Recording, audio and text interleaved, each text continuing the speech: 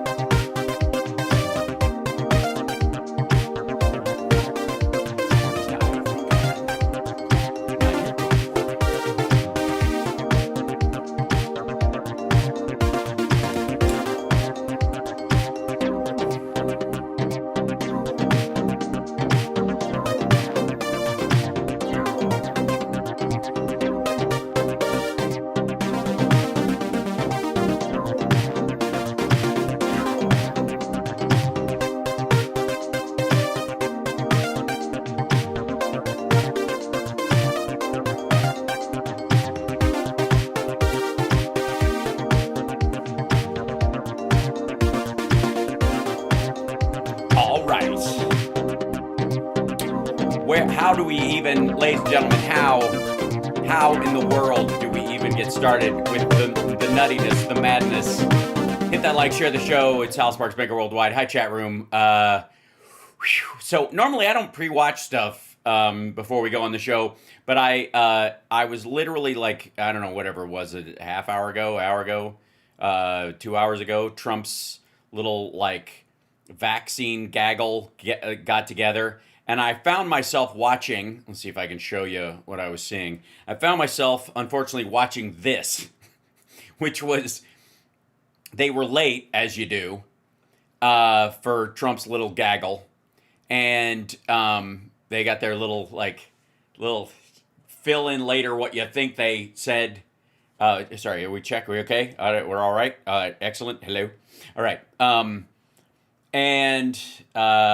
right. How, in the name of Zeus's butthole, did you get out of your cell? So I end up watching this, almost like waiting patiently for this like dead video to start doing something. For like they had this set up for, I don't know, here's like it was like a good 20, 30 minutes before anybody actually came out, right? So I'm just skipping forward in this. They move the camera around. Here they go. And then finally they start to show up and come out after the, okay. Couple of things. One is you can now spot when Trump wants to do something quick and get it over with, and make it all about him. And it's not about other people, and it's just him, taking credit for something. If they put it in here. Because the rest of the time it will be him behind a desk signing stuff, and then other people will stand around him fawning over him. In this particular instance, he'll come out, say something, and then leave. He looks like microwave dog shit as he's coming out. He's a mess. And as they start, you can see it he starts waddling out there when they've decided to do this, and he went over to talk to somebody, and then they come back, and I don't know, it was, and then they're like, is it time to remove do I bring put it back up, turn it back up? Okay, here it comes, never mind, okay, now it's clear, now we're good. Don't ruin any of the surprises. So he wanders in, Dr. Oz, Robert F. Kennedy Jr., some moms of kids with autism that he parades that voted for him and also think that he's solved this or not solved this, or maybe we'll solve this, or Jesus or something. Bless their hearts. I will not be covering what they say because it's a parade of effectively victims of his brainwashing, I would say, and their struggle is personal, so we'll leave them out of it. Everybody else, though, especially Dr. Oz, who seems to be defending all the budget cuts he can come up with, and RFK Jr. it's brutal. But ultimately, the biggest thing, of course, is that Trump has just decided The science is fucking settled, you assholes. They're going to keep looking and they don't know, but maybe you'll see. Thank you very much. So I've been waiting for this meeting for 20 years, actually. This is not a meeting. This is an announcement. You already had your meeting. What do you mean meeting? The reason he says meeting, because he relates it to a time when RFK Jr. came to his office before he was in political office and made some random blather statement about vaccines. And that's not even what they're talking about. This is so fucking stupid. And it's not that everything's 100%. But I will be making medical diagnoses and giving orders on what you should do medically, even though we don't know. Understood or known, but I think we've made a lot of strides. Wish it was done a long time ago. You wish you were halfway to where you are already? You mean you wish there was some half-assed maybes? Guess what? We've had decades of half-assed maybes. This would just be another in the list. Today, we're delighted to be joined by America's top medical and public health professionals as we announce. No. Technically speaking, the only thing that makes them, quote, top is that they are in the administration of the government. That does not mean they have the qualifications of being the top anything. Historic steps to confront the. Also, I would like to point out that RFK Jr. Is probably rocking as much vitamin D as a human being can possibly make in their current wilting scrotal-like carcass. And I don't know why his skin looks like a fucking 7-Eleven hot dog, but you can decide for yourself. Crisis of autism, horrible, horrible crisis. I want to thank the man who brought this issue to the forefront of American politics along with me. Along with me. Listen to this. Like, he's already taking credit for a cure. Jesus. And we actually met in my office. Is it like 20 years ago, Bobby? It's probably 20 years ago in New York. Yeah, that's why you said you've been waiting for this meeting for 20 years, because you had a meeting 20 years ago and your brain thinks that now is 20 years ago, is 20 years from now is a meeting. This is a meeting because you had a meeting 20 years ago and 20 years have passed. So you've been waiting to have a meeting since that last meeting. I was a developer, as you probably heard, and I always had very strong feelings about autism and how it happened and where it came from. Always. I mean, I read his first book, but I really, like, it was such a tome. It was hard to get through. But then his follow-ups and then that work of fiction that he wrote that was kind of captured the struggles of a child with autism who happens to be, grow up to be a developer who's best friends with Jeffrey Epstein and manages to dodge the legal ramifications of it for years. It was a touching tale. It was sort of like adolescence meets Animal House. And he and I don't know, the word got out, and I wouldn't say that people were very understanding of where we were, but it's turning out that. That's the other, by the way. Apparently, Trump thinks he's Jenny McCarthy, just for the record. That, like, all the people that were, like, all the celebrities that got attacked for being anti-vax over the years, he thinks those attacks were from the fake news towards him. I'm dead serious. We understood a lot more than a lot of people who studied it, we think. Well, that's sure enough for me. Everybody, change your prescription regimen. They know a lot more than other people who studied it, they think. And I say we think because I don't think they were really letting the public know what they knew.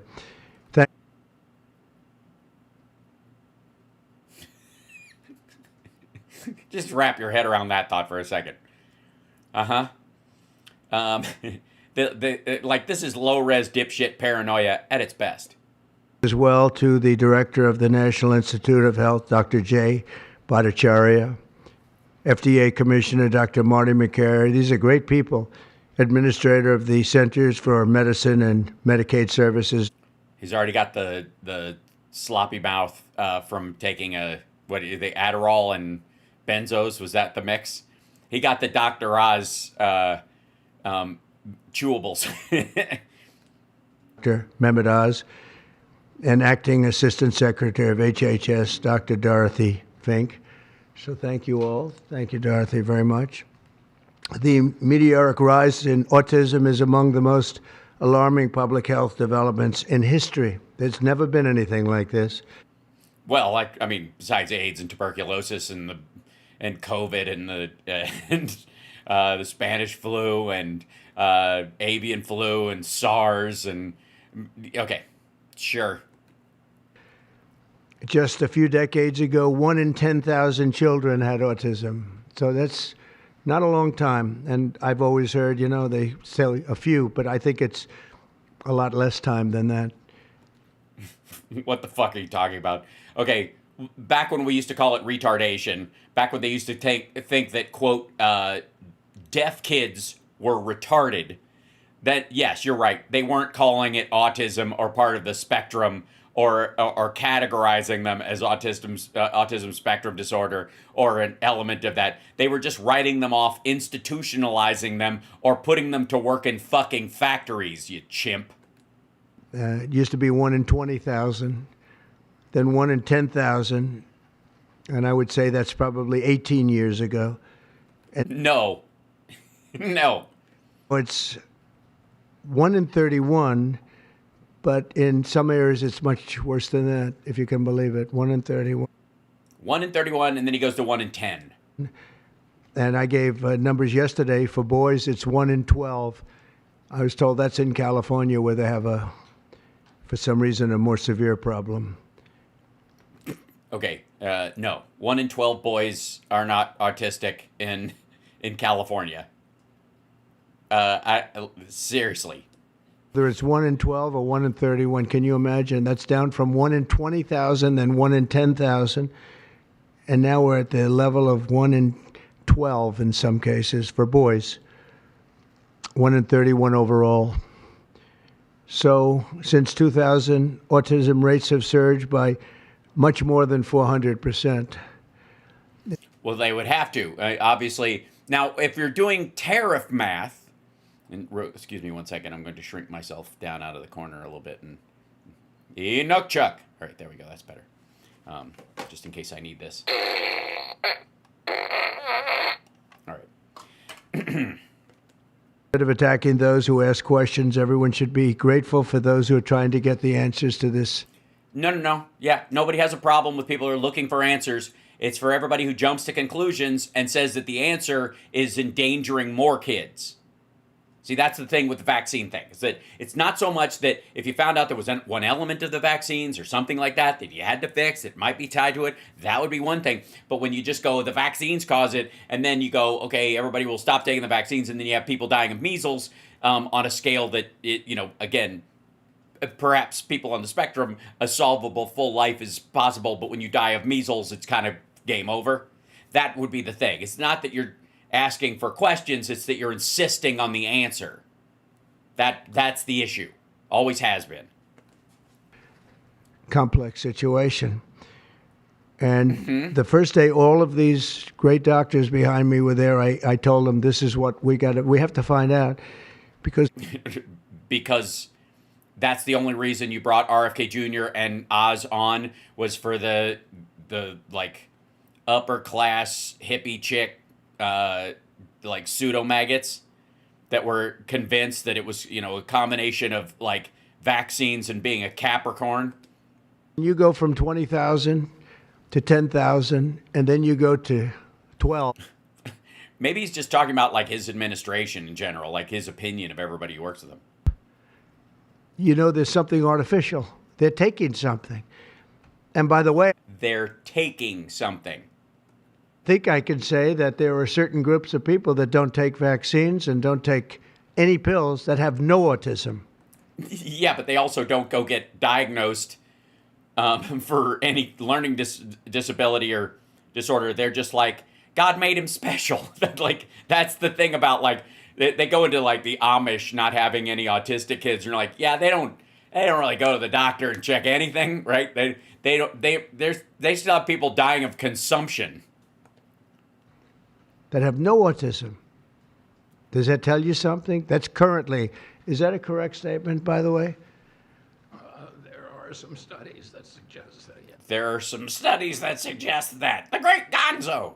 The Amish, for example. The Amish, yeah, virtually. I heard none. Okay, there's an argument that the Amish are entirely autistic. Like, imagine if you described your child to everybody and he was just Amish, but you didn't know what Amish was. He grew a beard with no mustache. He talks in Old English. He doesn't believe in technology, and he thinks we should all help him build a house from scratch. And if you don't, he'll throw you out of the village. Like, I don't know. There's an argument that all Amish people are on the spectrum. Bobby wants to be very careful with what he says, and he should, but I'm not so careful with what I say.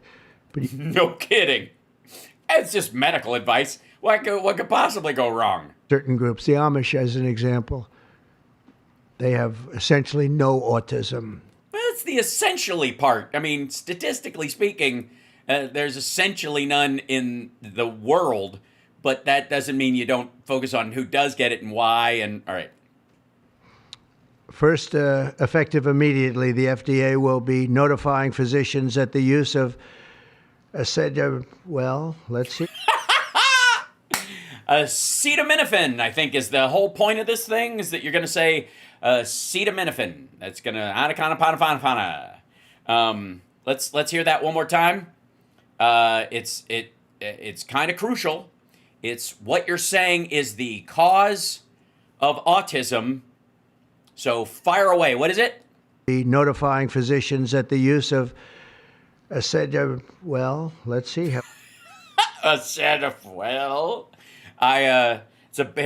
Apparently she took Acetaminophen, which you should not take. I'm no doctor, but I'm going to recommend that people not take Acetaminophen. And especially if it comes from a company like you know what I mean? Like they're the pharmaceutical company that makes them. It's a company called the Burmese executives.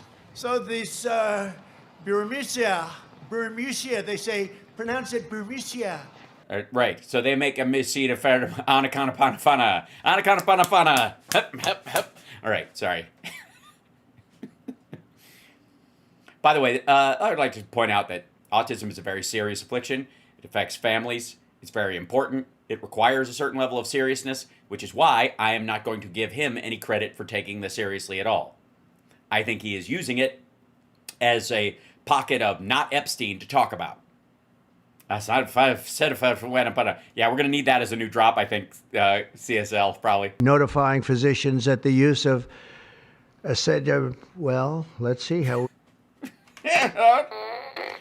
Ladies and gentlemen, anaconapanapanapana.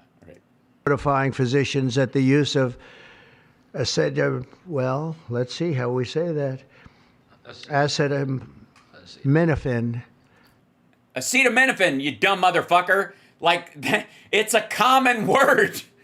You fucked it up twice. Anaconapanapanapana. Yes. To me, Corona means Italy. Jesus Christ. When they gaze upon Yosemite. That's right. Yeah, reading is fun and dumb and mental. See how we say that. Yeah, let's see.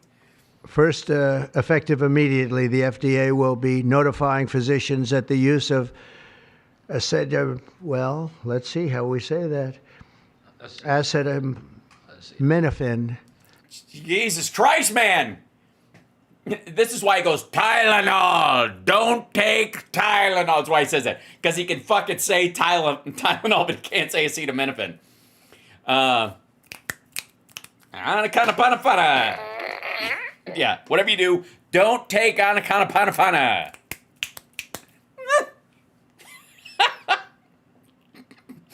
I can't. It's going to be the most fun we have, I think. Will be notifying physicians that the use of Well, let's see how we say that. Acetaminophen. Acetaminophen. There you go. Now you remembered the word and you just go on muscle memory. Is that okay? No, it's not okay. It took you 3 times to say acetaminophen, you dumbass. Anaconda. Don't take Tylenol. Which is basically commonly known as Tylenol.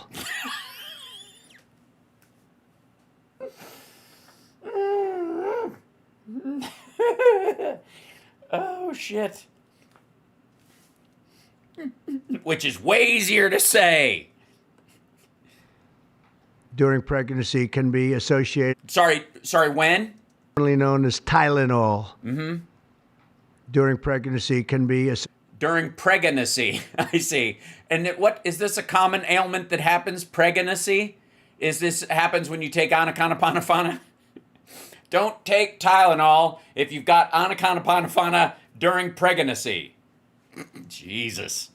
Associated with a very increased risk of autism. So taking Tylenol is not good.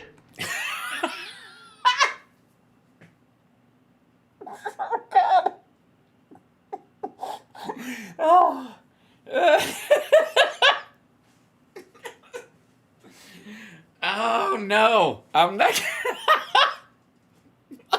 gonna be able to make it. Not good. During pregnancy, not good. Tylenol bad. Anaconda. Sorry, am I the only person that remembers the Three Stooges? All right. Anaconda. All right, I'll say it. It's not good. It's a lot easier to say.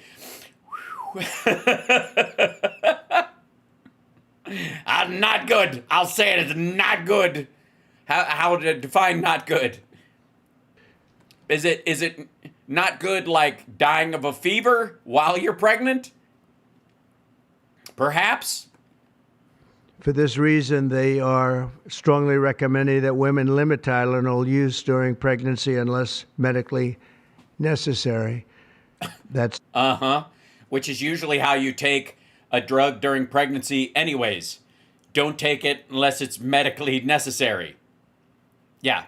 I mean, I know they're delicious, but for instance, in cases of extremely high. No, fire is good. Fire is our friend. Fire, just wait till the tip glows. Wah! All right. Sorry, somebody was mentioning the...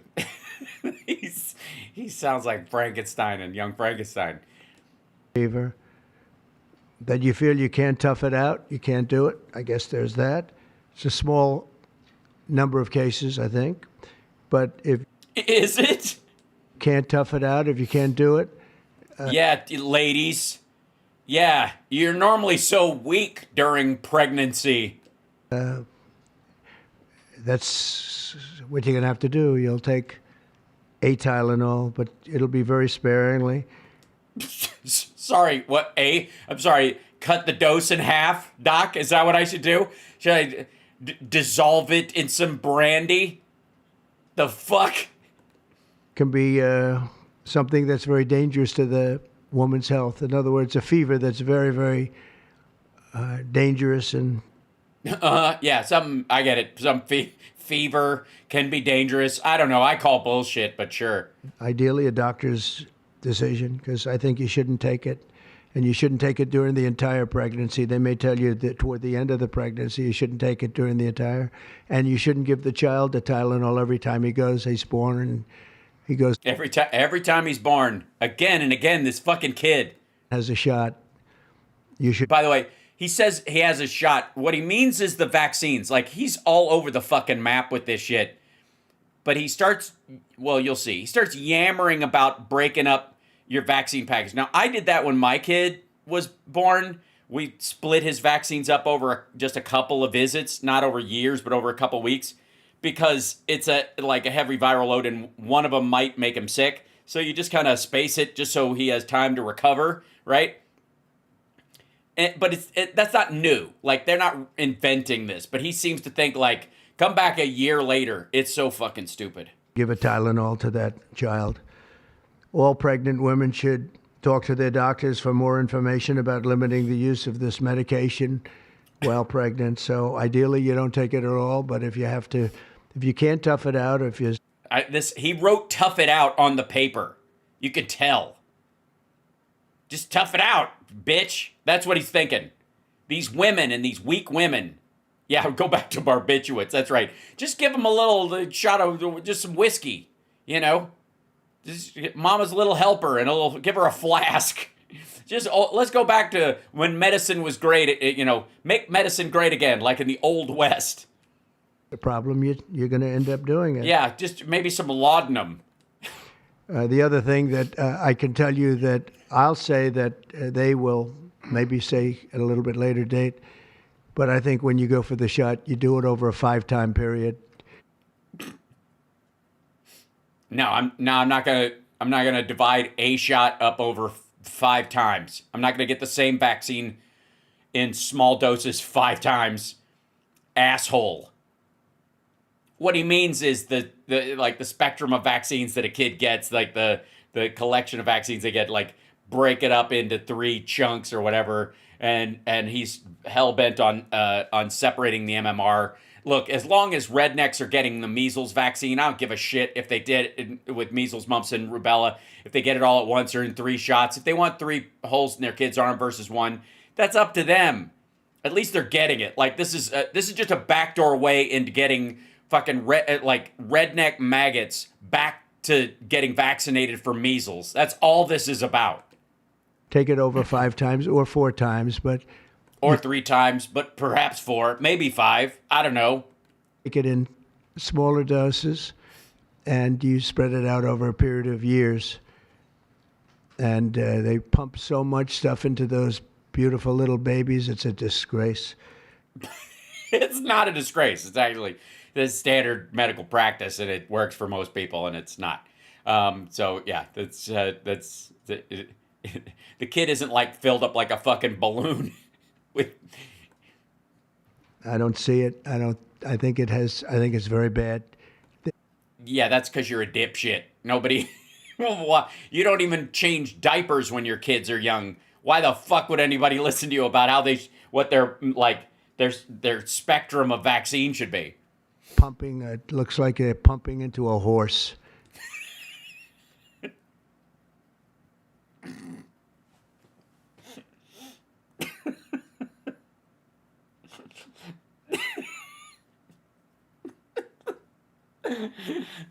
No, it doesn't actually.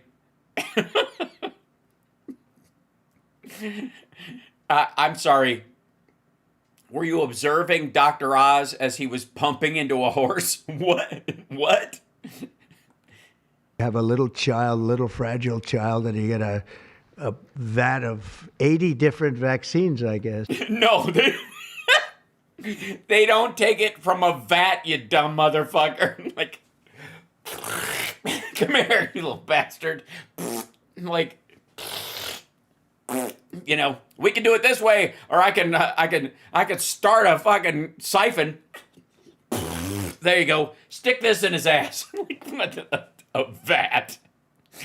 Yes, it comes.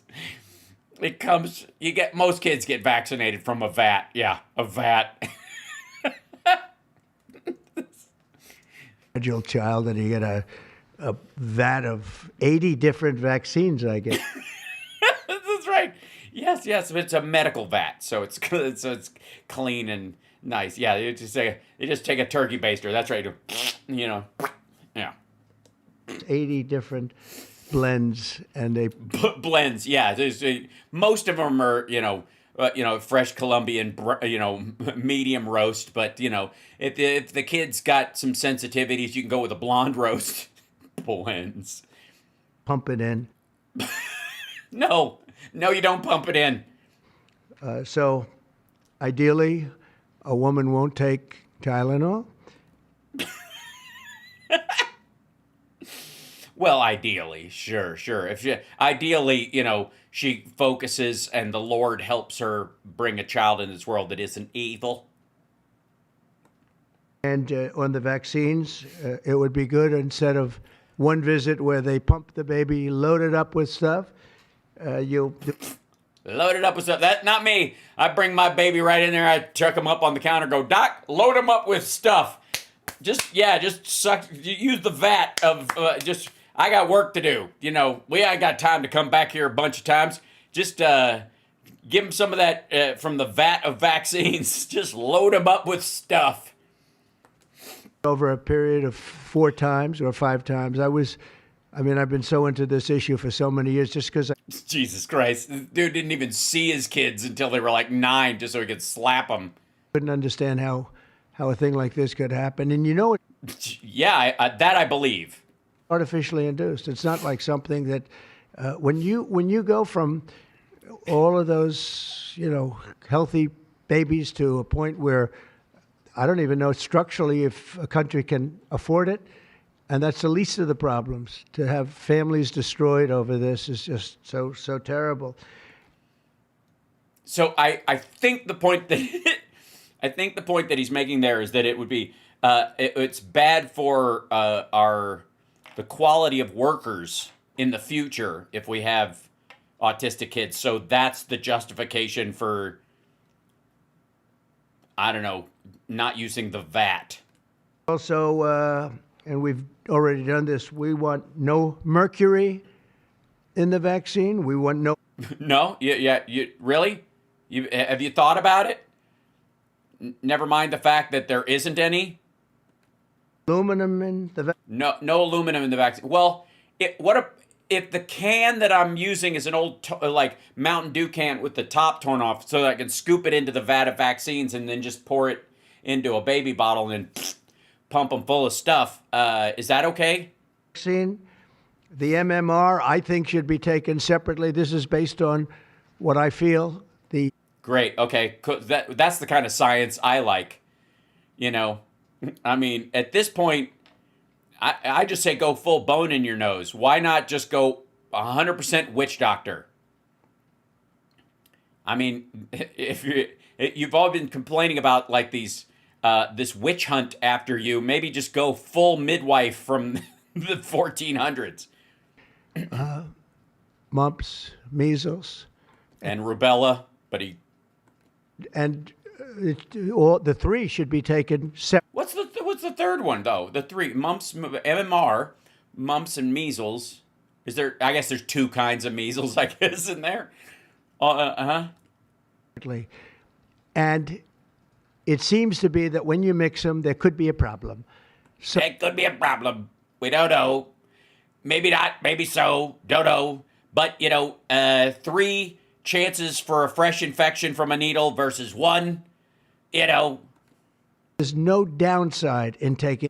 Except 3 holes in your kid's arm instead of 1. And then in case the chance that there'd be an infection from the needle, probably fairly narrow. I'm guessing they get a reasonable amount of, alcohol swabs available. Them separately. In fact, they think it's better, so let it be. Do they? They think it's better? Who's this they you're talking about? You mean Dr. Oz and RFK Jr.? Separate. How does Oprah feel about it? Have we checked in with her? The chicken pox is already separate because when. Great. Yeah, that's good. Uh-huh. It used to be MMRC or MCMR, which people thought was a member of the Beastie Boys, so they didn't get it. Got mixed in. I guess they made it 4 for a while. It really was bad. Okay. Was it? So they make chicken pox. Individually, they're okay. When you mix them, something maybe happens. That's all I need. Something maybe happens.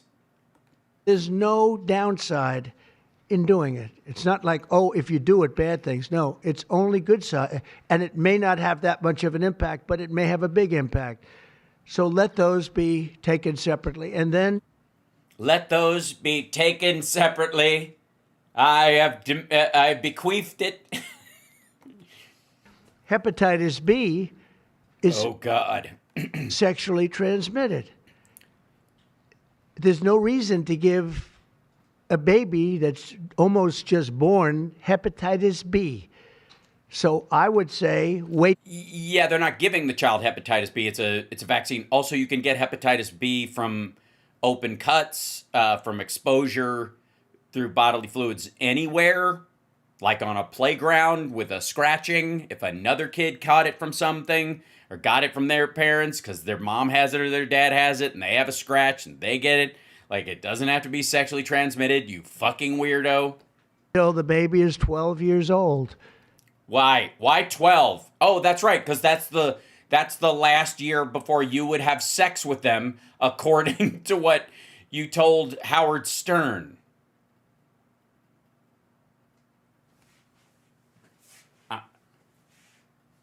12. It's sexually transmitted, so wait till 12, he says. Interesting that it's the exact same number. It's also when Alan Dershowitz thinks the age of consent should be. So, thanks for reminding us of that. And formed and take hepatitis B. And I think if you do those things, it's going to be a whole different, it's going to be a revolution in a positive sense in the country. As opposed to a negative revolution? The FDA will be updating the label of an existing drug to reflect potential benefits in reducing some autism symptoms. This Symptoms? gives hope to the many parents with autistic children that it may be possible to improve their lives. That's one of the things that I'm very, very happy about. I mean, this was mostly going to be on how not to have the child affected, but we've It was mostly going to be on that? learned some pretty good things about certain elements of genius that can be given to a baby. And Certain elements of genius that can be given to a baby. You've heard about this? certain elements of genius that can be given to a baby, and the baby can get better. Sure. We have hot genius injections. Yeah, we're just gonna genetically modify kids to be smarter. It's CRISPR-Cas9. Thanks to AI, we're just gonna start doing gene therapies on newborns and make them super babies. Why not? And in some cases, maybe substantially better. In some cases, not at all. And occasionally substantially worse. Not going to be easy, but be a lot easier if it didn't happen in the first place. Sure. Yeah, that whole thing with life and its problems. That's because God is very nasty. These great parents fully understand, right? They fully understand. I feel so They fully understand. terribly for. I have so many friends with autistic children. It's a tough situation.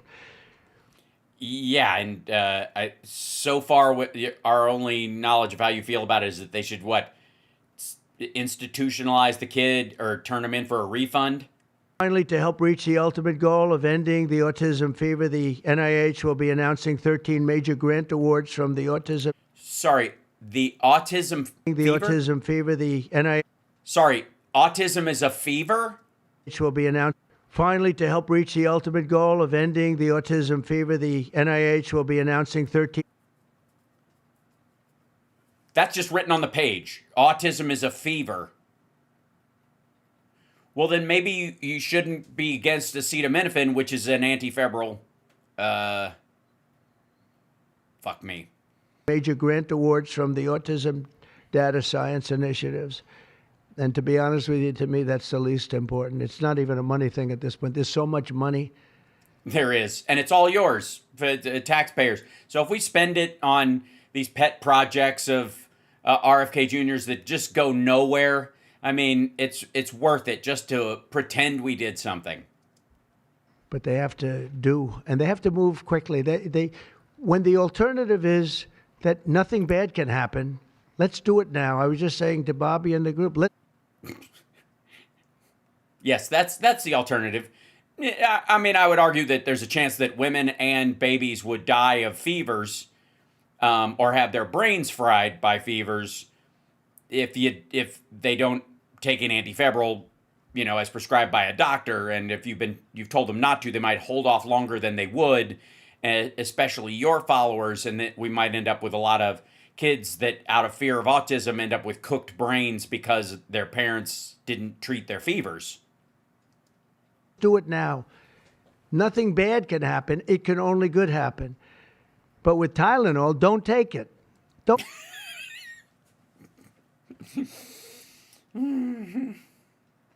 He does know that, like, autism was, like, first diagnosed in, like, 1910, 1911. And acetaminophen didn't come around for another, like, 40 years, 30 years. Take it. And if you can't live, if your fever is so bad, you have to take one, because there's no alternative to that. Sadly, first question, what can you take instead? It's actually, there's not an alternative to that. Right. Yeah, and having a fever-cooked brain isn't necessarily a plus out of paranoia that you might end up with autism. Maybe. And as you know, if this bullshit turns out to be something, you hope, I guess. Other of the medicines are absolutely proven bad. I mean, they've been proven bad with the aspirins and the Advils and others, right?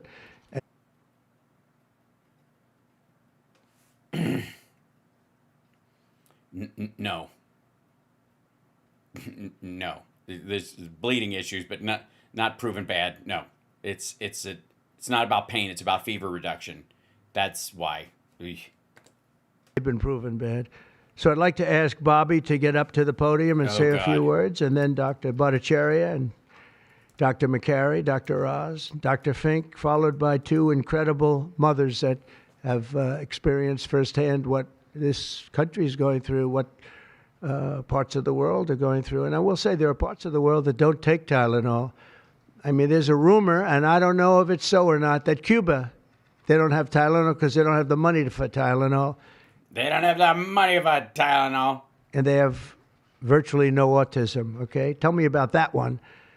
And there are other parts of the world where they don't have Tylenol, where they don't have autism. Yeah, but they also just institutionalize children, so they don't call it autism.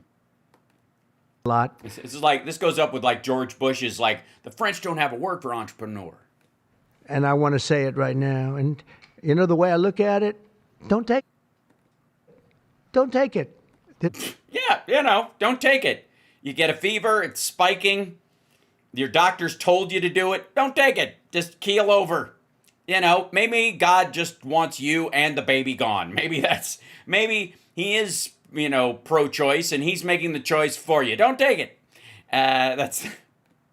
There's no downside in not taking it. So I'd like to ask Bobby to come up and say a few words. I hope I didn't ruin his day, but that's the way I feel. I've been very strong on the subject for a long time. Life is common. Oh, believe me. Whatever he says, it'll be worse. And there's a lot of common sense in this, and I wish things like this were brought up, and this group has worked so hard on it, but I'd like to be a little bit more, a little speedier in the process of a recommendation, because... Yes, because fast medicine has never gone wrong.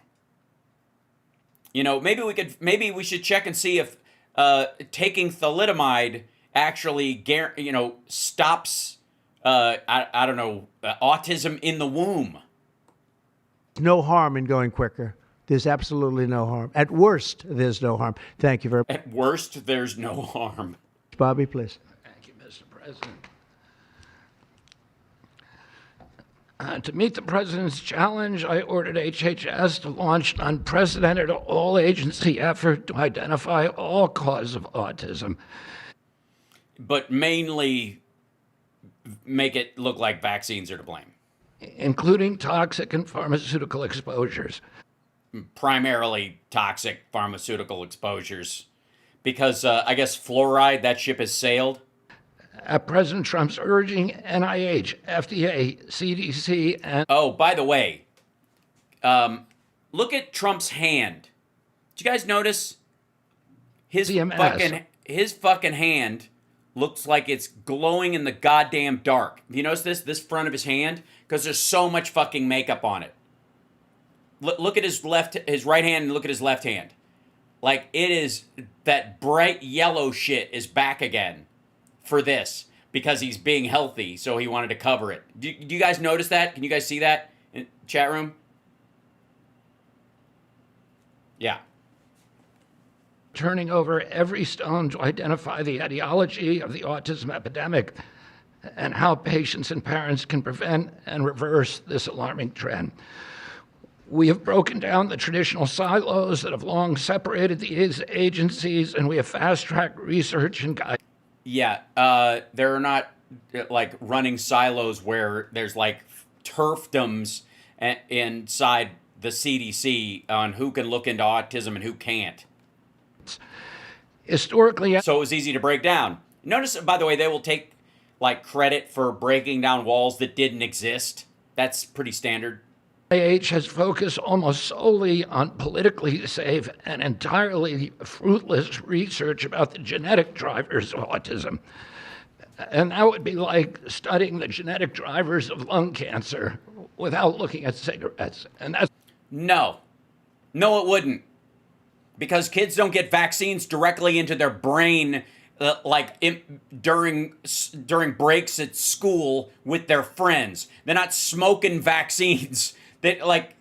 Cigarettes had a direct correlation because you're breathing smoke directly into your lungs. There was a reason, there was a direct causation that was obvious. Dickhead. NIH has been doing for 20 years.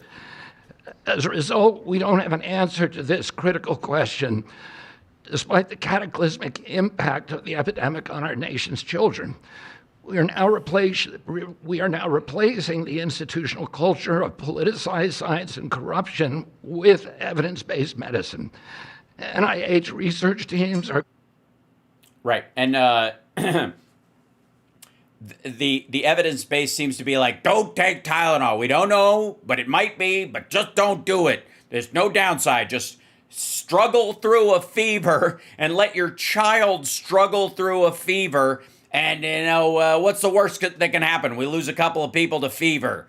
But, we need workers. So, a couple of dead people from a spiked fever is way lower. The flu takes a lot less than, autism will take. That's basically what the prescription is. Currently testing multiple hypotheses with no area off limits.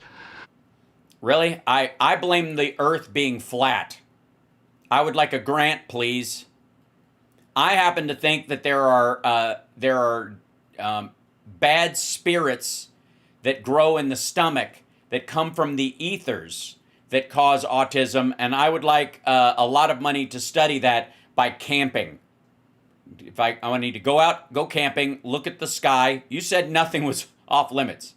We promise transparency as we Yes, RFK Jr. and Trump have no medical training, never have. the potential causes and treatments, and we will notify the public regularly of our progress. Or lack thereof. Today, we are announcing two important findings from our autism work that are vital for parents to know as they make these decisions. First, HHS will act on acetaminophen.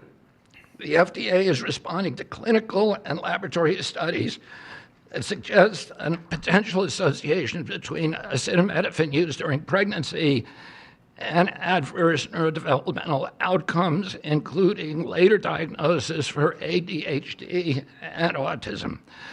Scientists have proposed biological mechanisms linking prenatal acetaminophen exposure to altered brain development. We have also evaluated the contrary studies that show no association. Right. That would be the key part right there. The myriad of studies that show no association because, again, if you don't look into the genetics of it, it'd be like only studying people who got lung cancer that smoked and saying the only thing that causes it is smoking. And so fuck coal miners and Christopher Reeve's wife who never smoked a day in her life. That they must not have been able to get. It's just you must have died of something else. Today, the FDA will issue a physician's notice about the risk of acetaminophen during pregnancy and begin the process to initiate a safety label change. HHS will launch a nationwide public service campaign to inform families and protect public health. FDA also recognized that acetaminophen is often the only tool for fevers and pain in pregnancy, as other alternatives have well-documented adverse effects. HHS wants, therefore, to encourage clinicians to exercise their best judgment in the use of acetaminophen for fevers and pain in pregnancy. Yeah, by the way, this has been the standard conversation about these things, and acetaminophen is only taken when you need to bring a fever down. Like, Jesus Christ.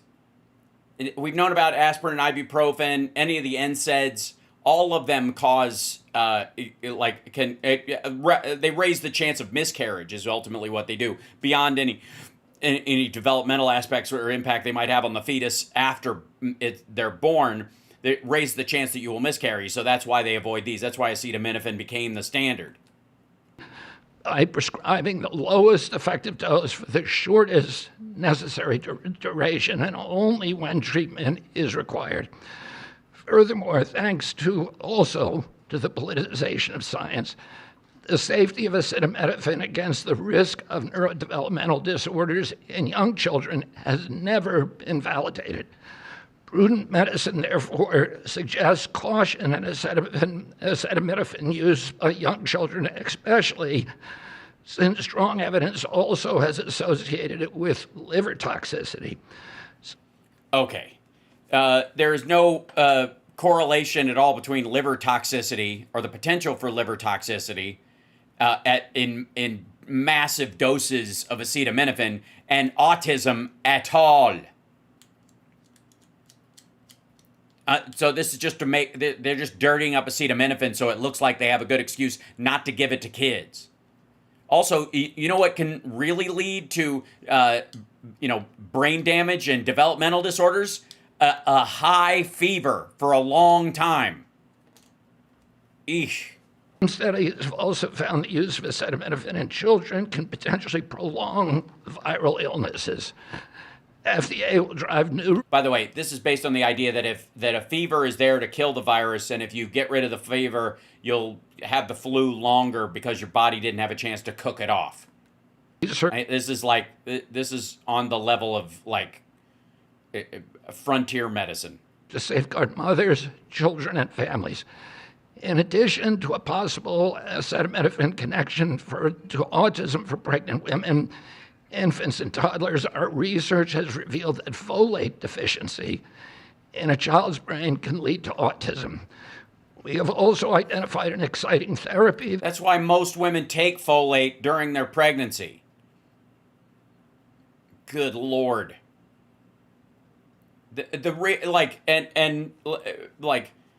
Mainly to prevent spina bifida. Of course, it can a lack of it can lead to mental issues. It can dissolve parts of your fucking spine or keep them from forming. They benefit large numbers of children who suffer from autism. Peer-reviewed literature has documented that up to 60% of folate-deficient children with ASD can have improved verbal communications if given Lucavorin. I have instructed it. Lucavorin is the that's they're putting that as a treatment. That's a way of getting where folic acid into the brain. Hold on, I'll show you see if I can bring it up. Oops. Lucavorin, yeah. Folinic acid is a medication that is a form of folic acid, essentially a B vitamin. It's a B vitamin deficiency.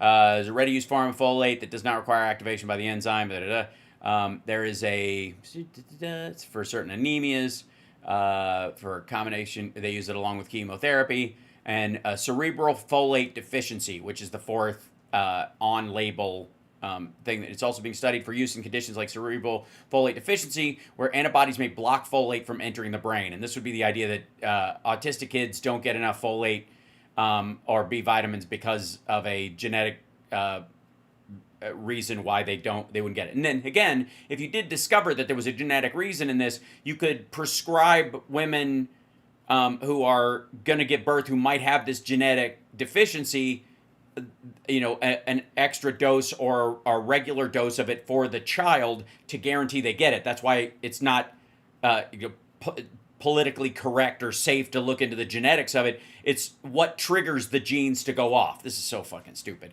Meanwhile, Trump is dozing off in the background as his face melts and his hand is glowing in the dark. NIH, FDA, and CMS to help doctors treat children appropriately. Jay will help tell that story, which started with sound science, the kind that restores faith in government.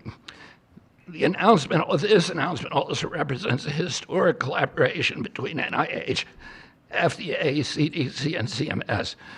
We expect this to be the first of many announcements over the coming years that deliver actionable information to parents on underlying cause of autism and the potential paths for prevention and reversal.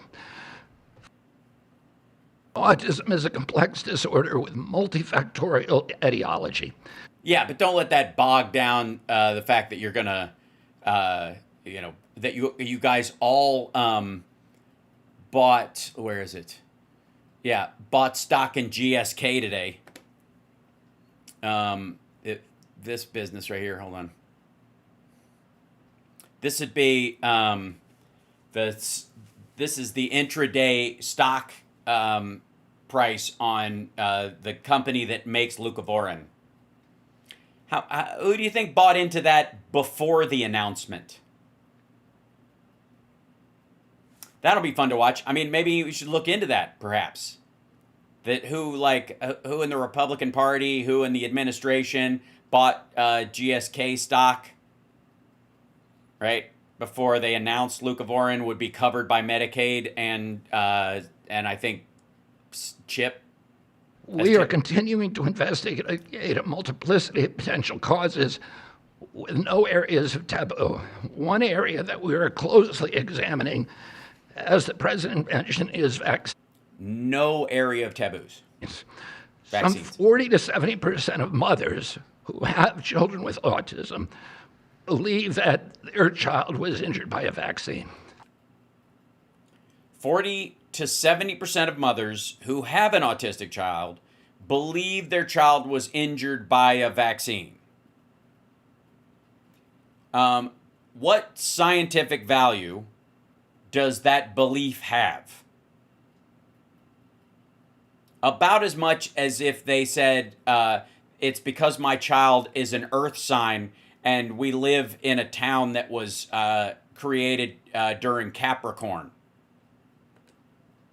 President Trump believes that we should be listening to these mothers instead of gaslighting and marginalizing them like prior administrations.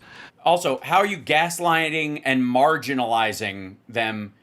No one is saying their child doesn't have autism. No one is saying that there might be causes around it. It's the insistence that it's vaccines that everybody is slamming because it's not based on anything.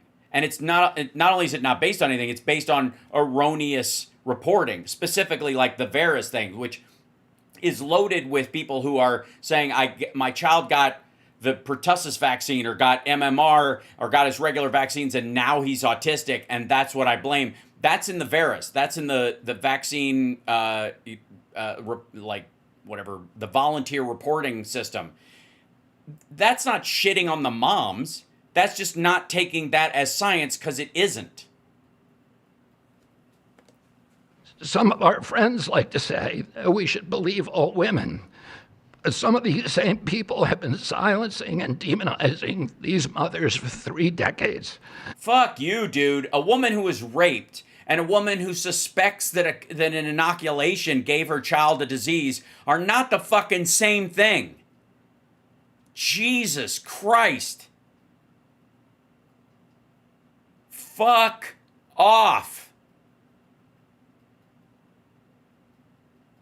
So what you're saying is that that rape is not a definitive crime, it is correlative. If you can prove correlation sexually, then that's rape. Good Lord. Because research on the potential link between autism and vaccines has been actively suppressed in the past. It will take time for an honest look at this topic by scientists. Yeah, but rape has been a crime forever. And it's a thing that happens to women for real. Jesus Christ. But I want to reassure the people in the autism community that we will be uncompromising and relentless in our search for answers. We will perform the studies that should have been performed 25 years ago. Whatever the answer is, we will tell you what we find. Right. And so far, what you're saying is you think it's a folate deficiency and acetaminophen, and you've got no evidence in this last few months when you've been doing these, like grabbing every study you can find all over the fucking world and trying to tie it to autism, and you can't. You know why? Because Europe doesn't have the autism rates we have either, and they have more vaccines than we do. We are researching this issue to all three agencies. Jay will discuss one of our research initiatives at NIH. This model of unleashing unbiased, depoliticized, gold standard scientific research and academic freedom to deliver actionable information to prevent and reverse disease will be a model for the framework to deliver similar. By the way, we are taking health advice from a man whose voice box was cooked by crack smoke, and who's on like hormone replacement therapy right now on HRT. Results from many other chronic conditions that plague Americans. Jay? Thank you, Secretary Kennedy, and thank you, President Trump. Thank you very much. I'm proud to announce today that the NIH has launched the Autism Data Science Initiative to turbocharge autism research, devoting an additional $50 million to the cause of studying autism. 50 million? Look out. 250 research teams from across the country. Trump made something like $4 billion from his bullshit meme coin. Why doesn't he just write you guys a fucking check? $50 million. Applied, sent in their applications, and were peer reviewed by the NIH review panels. Oh my God. The NIH peer reviewers chose the 13 best projects focused on root causes and therapies, with replication and validation studies to guarantee gold standard science. The studies feature a new kind of science called exposomics, where scientists consider environmental and medical factors, nutrition, events during pregnancy, in combination with biology and genetics to answer vital questions about autism. Cool. So what you're saying is like all the different people in different labs all over the fucking country that have been trying all these different things and coming back going, nope, not that. You're going to get all those together and say, maybe it's all of the no's make a yes. Science like this, conducted in partnership with families and physicians, is the best way to arrest and reverse the autism epidemic. Autism spectrum disorder encompasses a very wide range of symptoms, ranging from mild difficulties with social interactions to profoundly autistic children who experience severe disabilities in speech and behavior. Given this wide range of symptoms across the spectrum, it seems certain that there will be a wide range of biological contributors to explaining the cause. Right. So just so you know, this whole part right here is basically him giving them like safe distance from saying it's not vaccines, because it's not going to be. Like, that's where they are. That they're all the whole purpose of this is because they promised everybody a few months ago that they were going to figure it out, and when they figured it out, it would be vaccines, and it isn't. It still isn't. It won't be. And they're dealing that no matter what they throw out there, acetaminophen, fucking anaconapana, it doesn't matter. It has to be vaccines, or the people that put him in office aren't going to be happy. They're like raging about this right now. And the fact that a pharmaceutical company is going to get rich on another drug that they've created is reason enough. Like he's just going to look bought to them. It's fucking It's actually kind of spectacular if it wasn't so sad and didn't have to didn't affect real people in real situations like this. Great thing about the new NIH initiative on autism is that scientists will use rigorous advanced methods in causal inference, machine learning, organoids, and other fresh approaches to the problem. The sharp rise in the prevalence of autism deserves an urgent response by the scientific community. As Bobby said, the NIH has invested a lot of money to study autism over the years, but the research has not produced the answers that families and parents of autistic children deserve, and autistic children themselves deserve. For too long, it's been taboo to ask some questions for fear the scientific work might reveal a politically incorrect answer. Because of this restricted focus No, it hasn't. in scientific investigations, It's wrong to assert before you've actually done the studies that that's the cause of it and scare people away from getting vaccinated while you're digging around in the fucking dirt for a new boogeyman that you happen to think comes from a cabal of eyes wide shutters. the answers for families have been similarly restricted, often pointing families to behavioral therapies that don't work for every kid or suggest non-modifiable genetic factors as the cause. But genetics alone can't explain such a sharp rise in autism prevalence over just a few decades, as the president said. Trump himself looks like an example of someone with folate deficiency. Look at the other people that are standing around kind of like adults. And this toddler is like wagging back and forth with his made up hand and is like, Coming months and years, as NIH scientists learn more that can help autistic children and their families, we won't delay. Like scientists often like to do. I can say as a scientist myself, it's really tempting to delay, but but in face of a problem like this, you have to move fast. But yeah, but you don't just delay for the fuck of it. You delay to make sure your findings are right because you're going to suggest things that may end up harming more people than not. Because if you're wrong, the answer's an even bigger problem. we will not delay before telling American people about what we find, and we will win the public trust with transparency and rigor. Already, our Yes, nothing says transparency and rigor like, don't take Tylenol, we just don't like it, and space out your vaccines. I don't know why, but this is just me saying it. focus on autism research has pointed to 2 items that will help families prevent and treat some cases of autism. I'll leave the good news on these 2 items to my close friends and colleagues, Dr. McCary and Dr. Oz. We've been working together closely on this problem for the past 6 months, and our cooperation represents an unprecedented collaboration with Secretary Kennedy's Department of Health and Human Services and with President Trump. I'm delighted to introduce Dr. Marty McCary, Commissioner of the Food and Drug Administration, who will tell you about these announcements of practical help for families with autism. Boy, just chatter right through that. He couldn't get that statement over fast enough. Great, thank you, Dr. Bhattacharya.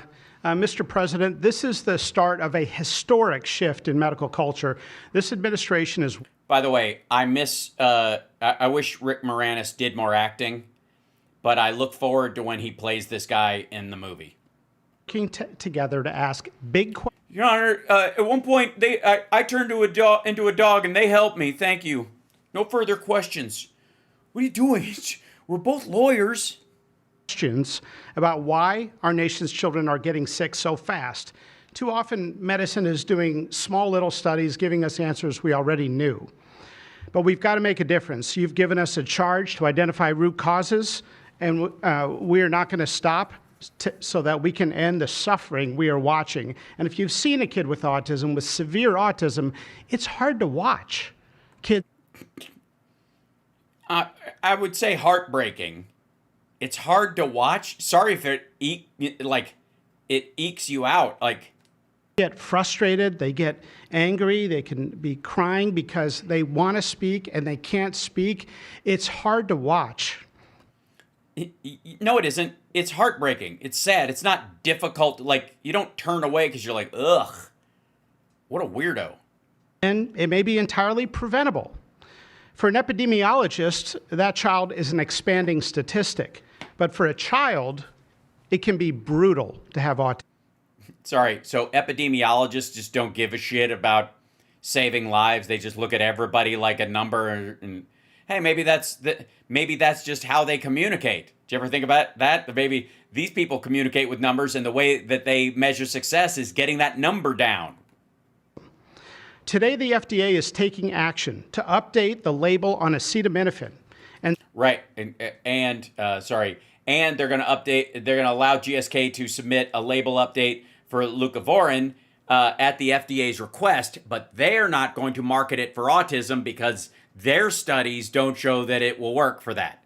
That's an off-label use because the FDA has requested it, but they're not going to be legally on the hook if it fucks somebody up. sending a letter to all U.S. doctors letting them know about the risks in pregnancy. We now have data we cannot ignore. There's a very large study, the Boston birth cohort, with researchers.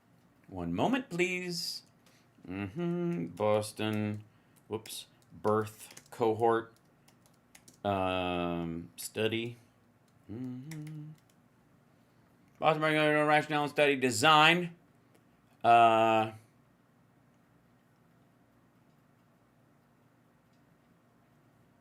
Let's see. Boston newborn DNA methylation long-term weight. Boston birth cohort profile. I guess that would be this one. In 1998, it was initiated. Response to persistently high rates of preterm birth before 37 weeks. The U.S. population, longstanding profound PDB disparity among Black, Indigenous people of color. The Boston baby birth cohort encompasses 2 linked study protocols. Okay, so it's about low birth weight and preterm births. From Johns Hopkins, my former institution, and Boston University found quote-unquote consistent associations between acetaminophen in pregnancy and autism. And the Nurses' Health Study with researchers from Yale, Columbia, and Harvard looking at 9,000 kids found that acetaminophen use in pregnancy was associated with neurodevelopmental disorders. Associated with. 4 weeks ago, a Mount Sinai Harvard study reviewed all the existing literature and found the overwhelming body of evidence points to an association. Sure, you'll be able to find a study to the contrary. That's how science works. But to quote the dean of the Harvard School of Public Health, there is a causal relationship between prenatal acetaminophen use and neurodevelopmental disorders of ADHD and autism spectrum disorder. We cannot wait any longer. And honestly, there's been this perfunctory, reactionary, mindless practice in medicine. I learned it in medical school and residency. Just treat all fevers, low-grade fevers, treat them with acetaminophen. Why? What are we doing? A study out of Hopkins actually showed that treating a fever can prolong the duration of illness. Right. This is frontier medicine.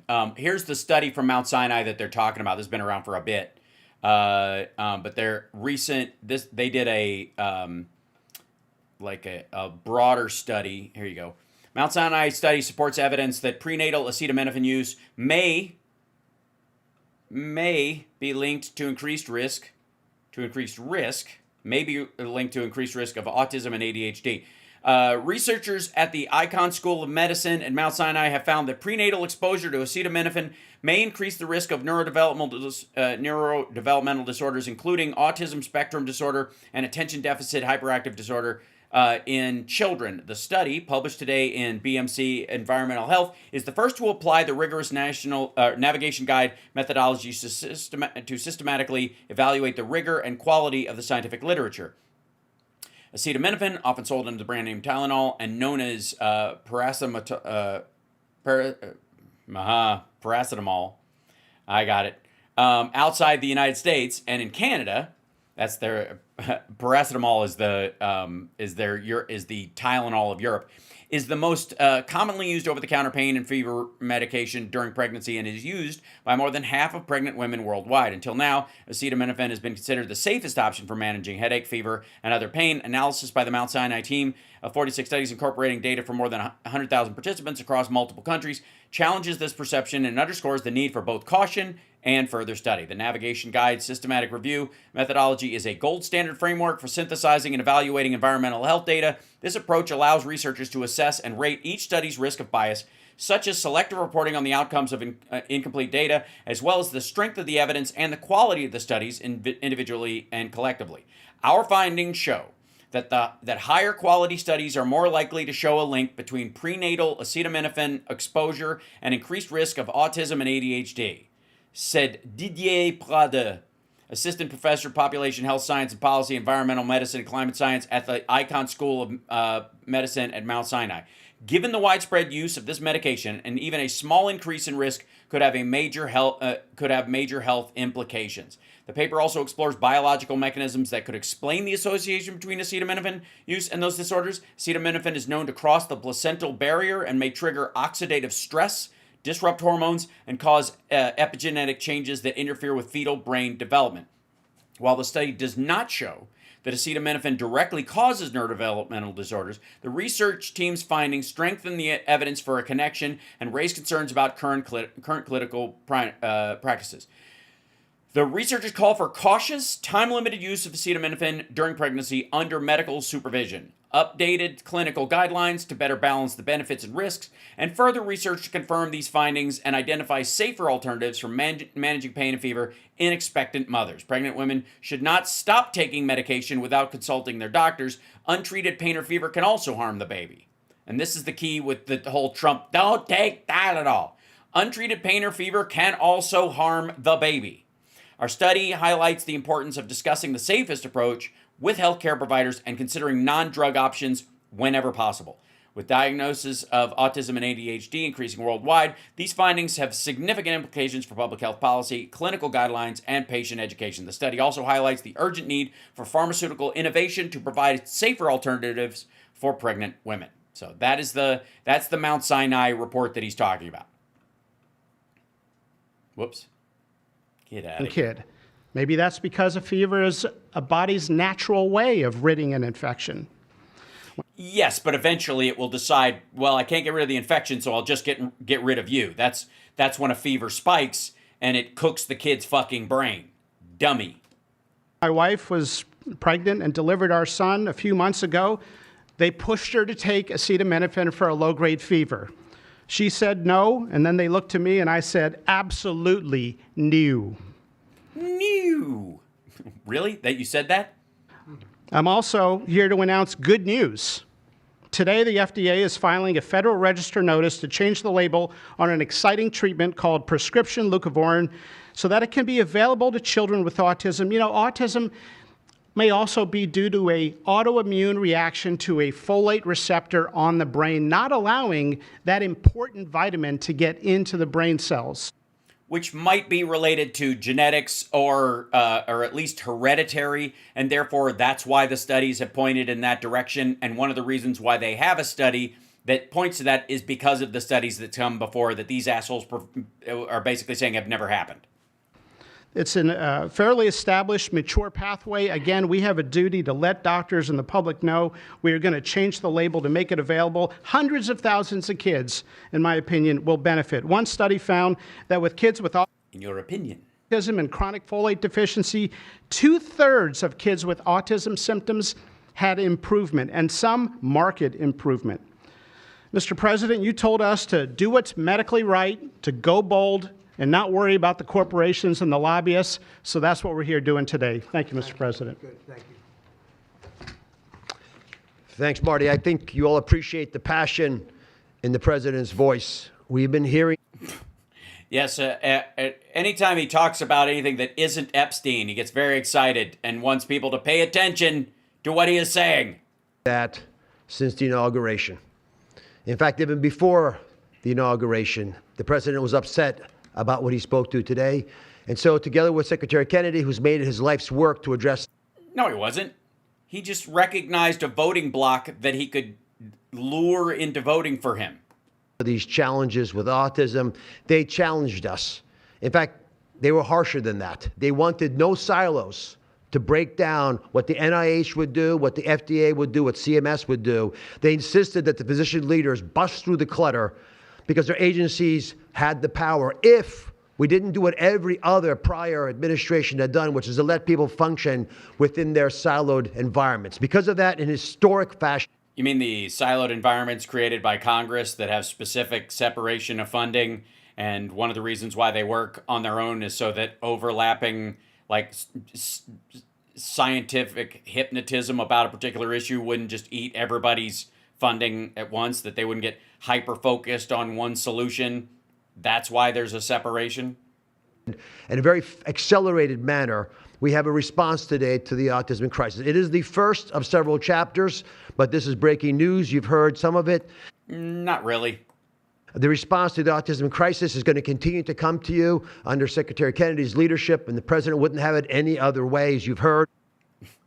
Yeah, because what else would we be talking about other than don't take Tylenol except when you're supposed to, according to your doctor? And I mean, this is all stuff that could have been like a memo sent out to doctors' offices in general.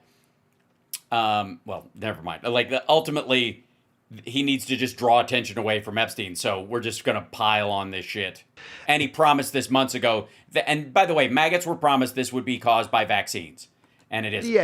The FDA, based on NIH research, is approving prescription Lucavorin for treatment of autistic children. Now, if you're following the script, there should be two questions that you have. Two questions that should come to your mind. The first is, why the fuck am I listening to one of Oprah's proteges talk about something as important as this? And are you legally able to hold this office? how will patients and parents get access to the treatment? I'll tell you how. Over half of American children are covered by Medicaid and CHIP, government health Yeah, thanks, Democrats. insurance. Over half. Yes, and Republicans are trying to end that. But in the meantime, Therefore, because they're covered in Medicaid and CHIP, upon this label change by Marty, state Medicaid programs in partnership with CMS will cover prescription Lucavorin around the country. It's yours, but you have to go to a doctor to get a prescription because they know your child, they know you, and they know the medication. States it's also a prescription medication. That's the also key. have tools to monitor its use and ensure That's also why you often have to go to your doctor to get a prescription for things that require a prescription. appropriate utilization. That's important for a bunch of reasons because we want the right kids getting the right prescription medications. We believe As opposed to, private insurance companies will rapidly follow our lead if they have not already done so. And again, to make sure that this is safe and effective treatment, you need a physician to prescribe the medication. No. That doesn't, just because it's been prescribed doesn't mean it's safe. Didn't you just tell us that, like, over-the-counter acetaminophen, even suggested by a doctor, if you take too much of it, it could lead to neurological damage, and it has for years.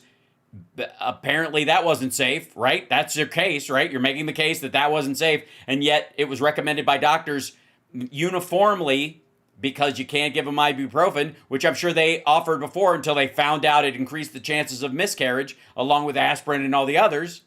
This is the last one. Apparently there are none. Right now, I think if anything, if there's a crisis, it's around antifibrils and pain relievers for pregnant women. Because it's on prescription. Second big question. How are we going to collect clinical data to answer the big questions that the president's asking and the secretary insists that we offer? Obviously by chipping all autistic kids and their parents.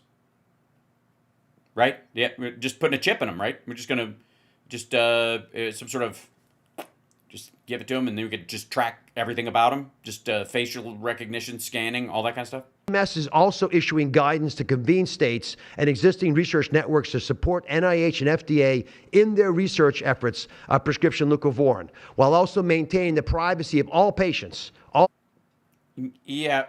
Doctors normally report on the efficacy of a drug in their own notes without giving away who the patient is. Okay, so you're going to do what you do with all prescription medications that are new to a particular treatment schedule. Health information of our beneficiaries. Collecting real-world data, which is what many of you have been asking us to do in the community, is fast, it is life-saving, and we'll get answers based on what happens over the next few months with this approach. The aggressive approach, and it is aggressive, demanded by the president and by the secretary. Meanwhile, Trump's in the background.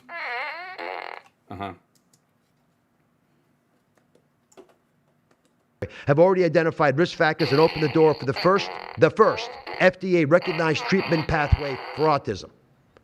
It is the first of its kind, and it wouldn't have happened without the leadership of the president and the secretary. The fivefold increased prevalence of autism over the past 25 years demands a rapid response. The average clinician, researcher, we spoke to many, thought it would take 5 years to get this data. Parents are unwilling to wait 5 years. The president is unwilling to wait 5 years for these results. So the president... Well, they'll have to wait as long as they take to get actual results. You do realize that information is not a result. If it turns out to be wrong, or you jump to a conclusion, you fucking tool, you are giving them wrong information. Secretary acting today with this tri-agency move. The administration's bold actions investing in groundbreaking research follow the science. They restore trust, which has been lacking, and they will change the trajectory for millions of American families. Okay, this is all about getting fucking maggots to get measles vaccination again. For real. This is all fucking show. Maggots are not getting vaccinated. And these people are already on the downside numbers-wise, cities versus rural areas. And they're recognizing that if they don't get maggots to start getting vaccines again, they're going to lose an entire generation of maggots. That's what this is about. This is a fucking dog and pony show to get these like redneck assholes that Trump has talked into not getting a measles vaccine to get their kid back to the goddamn doctor so they don't die of something that we basically eradicated 20 years ago. Mr. President, God bless you for being brave.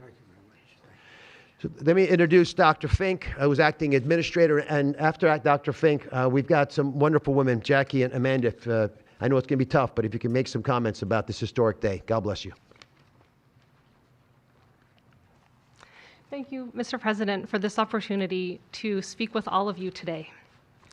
As a pediatrician and mom, I am here today to talk about what this announcement means for the millions of moms and dads who are faced with the choice of whether to take acetaminophen during pregnancy. It's hard to hear information that challenges the status quo. Oh my fucking God.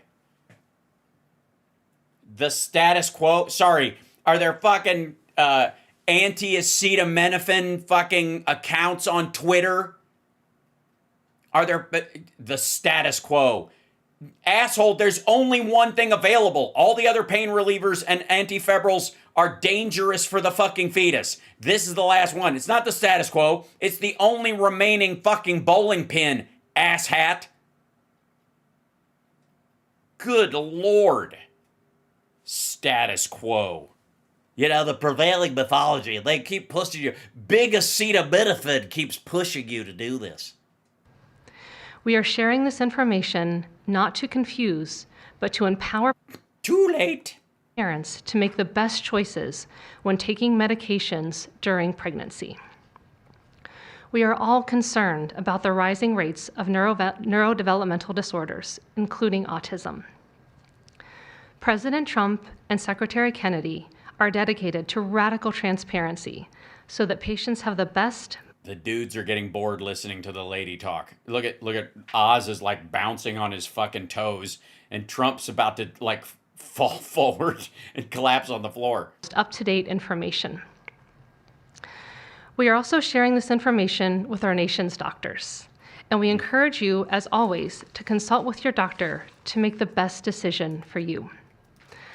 All too often, it's easy to think that medicines we buy without a prescription pose little to no risk for the mom or the baby. As you heard today, pregnant women who need high fever or pain reduction during pregnancy should take the lowest effective dose of acetaminophen for the shortest possible duration. Most women will Yeah. not meet these indications during their pregnancies.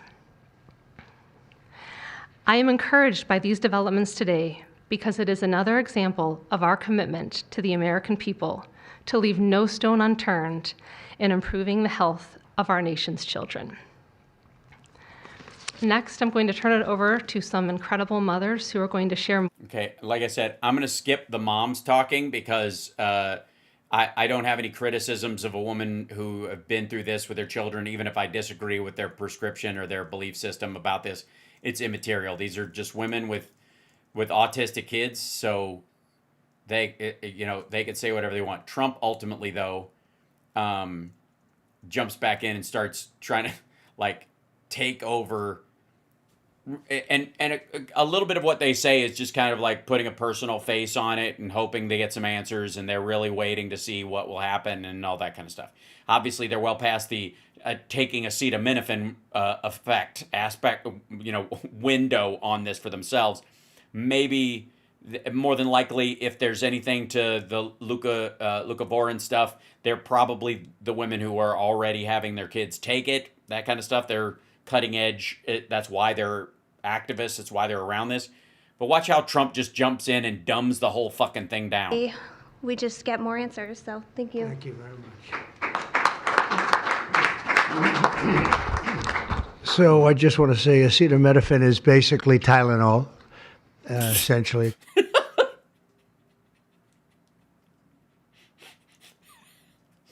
Did everybody did you get a chance to write that down? Anybody get that? Is basically Tylenol. Yeah, it's basically, sure. I noticed that term is Paracetamol. used throughout this conference. So it's essentially Tylenol. Essentially, essentially. And I just recommend strongly that you don't use Tylenol unless it's absolutely necessary. One would think you would put in something like while you're pregnant, because there don't seem to be any contraindications. Nobody is taking acetaminophen, taking Tylenol when they have the flu and ending up autistic in their mid-40s. Like, that's not a fucking thing, dum-dum. Jesus Christ. Yeah, exactly. Ladies and gentlemen, the winner is... I understand it's maybe 10% of the women that are pregnant are, perhaps be forced to use it. And that would mean you just can't tough it out. No matter what you do, you can't tough it out. So that's up to you and your doctor. But there's a very strong recommendation, maybe stronger from me than from the group, because they're waiting for certain studies. I just want to say it like it is. Don't take Tylenol. I want to say it like it is. Hey, asshole, it isn't. The reason they're waiting and they want more information is because specifically they don't have enough information to say don't take it. And the chance that somebody will have brain damage from a fucking fever, especially when they're a baby, is pretty fucking high compared to the linkage that you dum-dum. Don't take it. If you just can't, it's just fight like hell not to take it. Great. Yeah, that's good. Just cook your brain and cook your baby's brain. Just sit there in a fucking tub of ice water and have somebody put a fucking cold compress on your head and rub, Vicks on your chin. There may be a point where you have to, and that you have to work out with yourself. So don't take Tylenol. Other genius things that we recommend, or certainly I do anyway, is, and it's so important to me to see the doctor 4 times or 5 times for a vaccine. He means break up the vaccine packets over 4 or 5 visits. Don't go, Doc, hi. Yeah, it's been a couple of years. I'm still thinking about that whole, that vaccine. I'm not taking that trip to Morocco anymore. So, but I've been thinking about malaria for like 2 years. And I know the chances are slim. But we got a lot of mosquitoes around here. I'm thinking, and I own a PC, and I know, Bill Gates is very concerned about malaria and stuff, and I don't know if it's because, like, they accidentally caused malaria, like the CD drive in it might send off waves that give people, what's malaria. So I don't know if I should get the vaccine. Fuck off. Okay, I'll see you next year, buddy. No worries. Don't let them pump your baby up with the largest pile of stuff you've ever seen in your life. Okay, deal. I will not let them pump my baby up with the largest pile of stuff I've ever seen. Pretty sure I can confirm. I can confirm I'm not going to let them pump my baby up with the largest pile of stuff I've ever seen. Just, I mean, it sounds negative. Into the delicate little body of a baby. Ugh. Just hearing him talk about this, knowing that he's Jeffrey Epstein's wingman. Even if it's 2 years, 3 years, 4 years, you just break it up into, I would say 5, but let's say 4 visits. Let's say 2, 8. How about that? What do you think? 1, no, half 6 months, 8, 10. I don't know. Doctor instead of 1. And certain things I think you should do. We've already taken out and are in the process of taking out mercury and aluminum now. No, you're not. We're not in the process of taking out mercury and aluminum, asshole. You are not. There's no mercury and aluminum in the dickhead. Jesus Christ, man. You know what mercury is. You know what aluminum is. Who the heck I do. wants that pumped into a body? Vladimir Putin. I'm fairly certain he would do that. And there were rumors about both of them for a long time. And you're getting rid of the rumors too now? We're having them taken out. We're having them.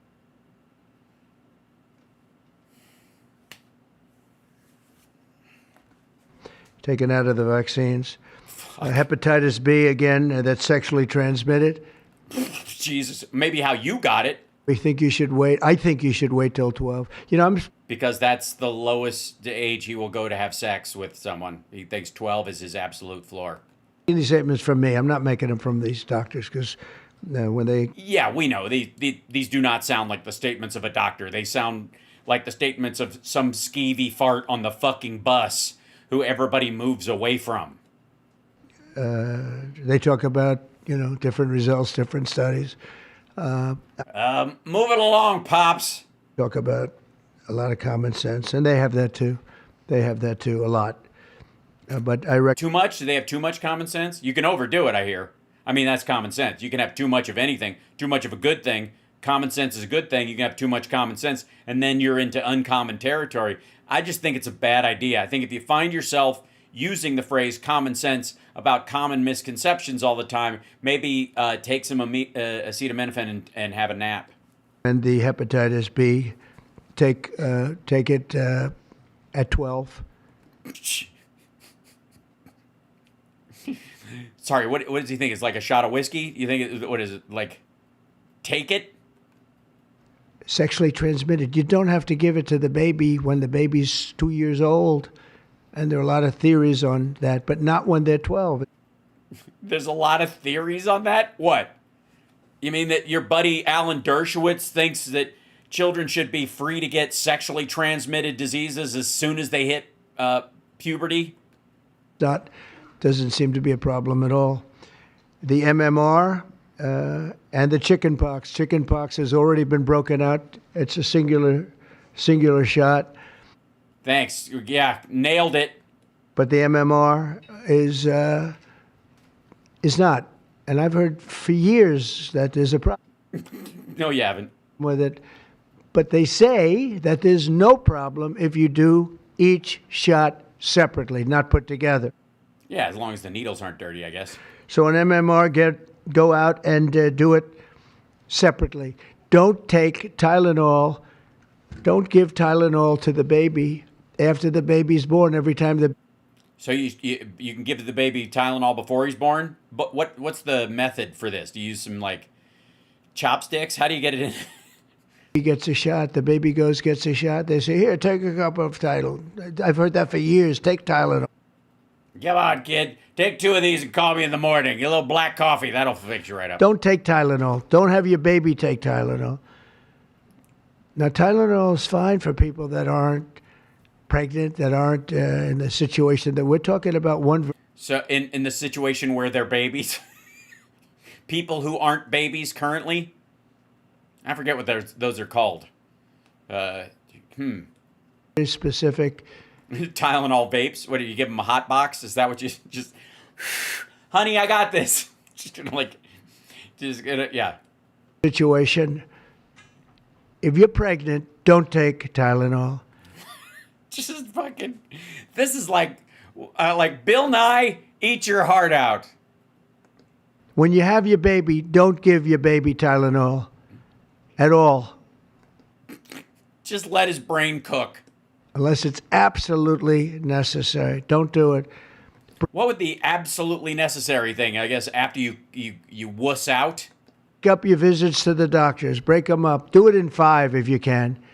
Now, it's inconvenient. It's inconvenient. Oh, you got to have to go back another year later. You're going to go back each yeah. Taking your kid to the doctor every year. It's exhausting. year for 4 years. All this fucking parenting. 5 years, 3 years. Just break it up. Break it up. Break it up like my first 2 marriages and probably this one too. Break it up. Much liquid. Too many different. What? Wait. It's too much what? Hold on. 4 years, 5 years, 3 years. Just break it up. Break it up. Because it's too much liquid. Too many different. That's good. Yeah. Like and stop giving kids bottles. Look at the size of that fucking thing, and look at this little baby. His belly's probably this big, and you're giving him this big belly. They can't handle all this liquid. Things are going into that baby at too big a number. This. Yeah, that's right. If it was mostly saline and 2 vaccines, it's just the volume of liquid. It's too many cc's. That's the problem I have with how many cc's. The kid's not a 2-stroke motor. What the fuck? Size of this thing, when you look at it, it's like 80 different vaccines and beyond. Yeah, they don't inject the list, you dumb motherfucker. Vaccines and 80. And you give that to a little kid. I mean, I can tell you that I had a woman who worked. Oh, dear. Big, strong woman, tears in her eyes. Sir, story. A beautiful, wonderful woman worked in Trump Tower, and she had the most perfect child. I'm going to have a lot of questions during this story, aren't I? There's going to be details of this that are going to stack with the things that make you go, Beautiful. Beautiful just child. Perfect. Mm-hmm. And I remember this little What's your definition? Hold on. What's your definition of perfect? Child. Beautiful. Mm-hmm. Just perfect. And I remember this little blonde-haired boy running around the lobby. Yes. Okay. So, yeah, perfect. I got you. I should have guessed. Little blonde-haired boy. Perfect. Understood. Perfect. That's your idea of perfect for a child? Sure. Trump Tower, so healthy and so vibrant. So annoying, apparently, running around while his mom was at work, I guess, which I'm sure you were incredibly loving and charitable about. I said, that's great. One day... I said, that's great. And she was crying her eyes out behind the counter. So she was at work. She worked at the front desk. She was crying her eyes out. I've never, as much as I've ever seen anyone distraught, she was. Really? I mean, you've seen soldiers' families as they've returned home. Oh, no, right. You don't go to those. I said, are you okay? What happened?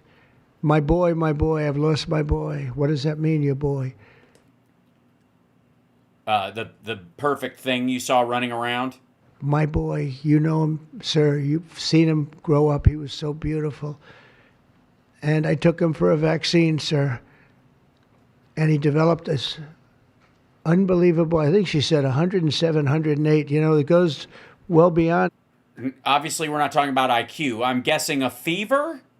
When this happens, it goes up to 106, 107, 108. You know, Yeah, a fever. That's why you would take acetaminophen in that circumstance. That would be one of those times when you don't ride it out as a fever. That's when you would definitely take acetaminophen. This would be a perfect example of how genuinely and blazingly full of shit you are. 105 and you're in trouble, but it just goes up to a level that you never hear about, but it goes up very high. And it's fried. They get fried. Yeah, that's what the acetaminophen is for. That's why you don't ride out the fucking fever. She said, I took him, he developed an unbelievable temperature. And I've lost him, sir. He's gone. And then I saw the boy. It was so tragic. So what he was, I suppose, damaged, or she was just wheeling the corpse around the office crying? What the fuck are you talking about? What? All right, let's be clear. The whole thing that he's been talking about, don't take Tylenol, don't take it, don't give it to your kid, don't do it. And if you can't tough it out, don't do it. And then he gives this fucking apocryphal, obviously bullshit story about some woman whose kid got a fever so bad that it cooked his fucking brain. And he doesn't go, that would be a situation where I would have said, take it.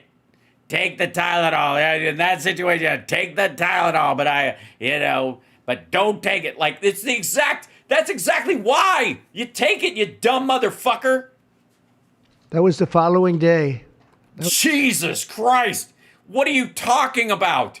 See, he did not get 107-degree temperature from a vaccine and then have his brain cooked that quickly and nobody did anything about it. And then she wheeled him into fucking work. What are you talking about? The following day after the vaccine. And I've seen it 2 other times. And no, you have not. I think 3 other times, but 2. Yeah, 2 isn't as impressive. 2 is a weak sounding number. It's all fluffy, like a couple or tits. It's all soft at 2. 3 is how it's got to be, dick and balls. That's a real number.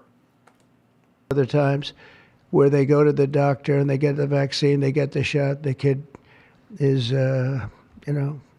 badly hurt. Hey, asshole, that's what the acetaminophen is for. That's what you're like when they tell you, they give it to you, they tell you, take a couple of Tylenol and you're like, don't do it. Like, yes, do it. In that situation, that's what's going to fuck them up. Oh my God, what a dickhead. It's badly hurt. And this is also horseshit. This is not true. Nonsense. Garbage. Just do it. Break it up into 5, break it up into 4, break it up into 3 if you have to, but go to the doctor 4 times instead of once, or 5 times instead of once. Or 8 times, and then divide it in 2. Get double the dose 2 of the times, and then half the dose the 3rd time, and then add that up, maybe carry the 2 on the 4th time, and then, by that time you're probably 35 years old and you look like a cooked hot dog like RFK Jr. and you probably you probably already got Hep B. And for some reason they insist that you put it all into the body, and maybe that's the drug companies that make more money that way. Maybe. Why would they make more money that way? If you're going to take it, you're going to take it. Why the fuck do they care if you get it in 1 shot or 20? As long as you get it before you go to elementary school or fucking kindergarten. The doctors, because they don't want to be, doing this so much. Maybe it was they're fucking. My syringe arm gets a little sore. Can we just double the size of these and get these fuckers through here? Move it along, kid. Get this kid like they're a fucking bad Santa. It's the doctors. They get maybe more money. Who the hell knows what it is? I don't know. Maybe look into it, but it's not related to anything. You absolute dickhead. Don't do it. Get them broke. Don't do it. Get them broken up. Don't take Tylenol. Stop it. I'm going to say it. But they said it. Don't say it. Don't take it. To 4 or 5 visits. Do it 4 or 5. That means you have 20%, 25% what you're putting into the baby's body. Yeah, that's about how it breaks down, sure. Depending on 4 or 5, sure. 25 to 20, sure. It can only help. No, not necessarily. Like if you space them out over a couple of years and they come across that infectious disease between the years, they catch it and then maybe they die of an easily preventable disease. How about a few months? And the other things I told you about, just the word tough it out. It's easy. Okay, That's 3 words. Tough it out is 3 words. That's not a word. Tough it out isn't hyphenated. Fuckhead. For me to say tough it out, but sometimes in life, with a lot of other things, you have to tough it out also. Yeah, you lazy pregnant bitches. What are you complaining about? You got, just because your belly's grown to 3 times the normal size of your abdomen, and you're going to have to push something the size of a watermelon through something that, and especially in his case, hasn't had to fit much at all. Roll of lifesavers, I think. But you guys are just lazy and weak, you ladies. Don't take Tylenol. Don't give Tylenol to the baby. When the baby's born, they throw it at you. Here, give him a couple of Tylenol. They give me.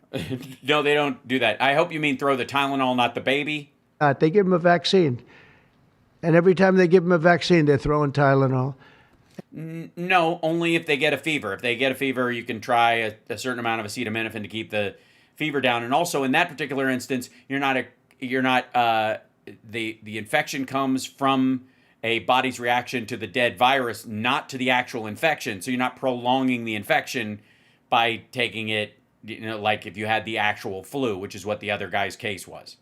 Some of these babies, they're long born, and all of a sudden they're gone, and they're long born, and all of a sudden they're gone. It doesn't hurt not to do it.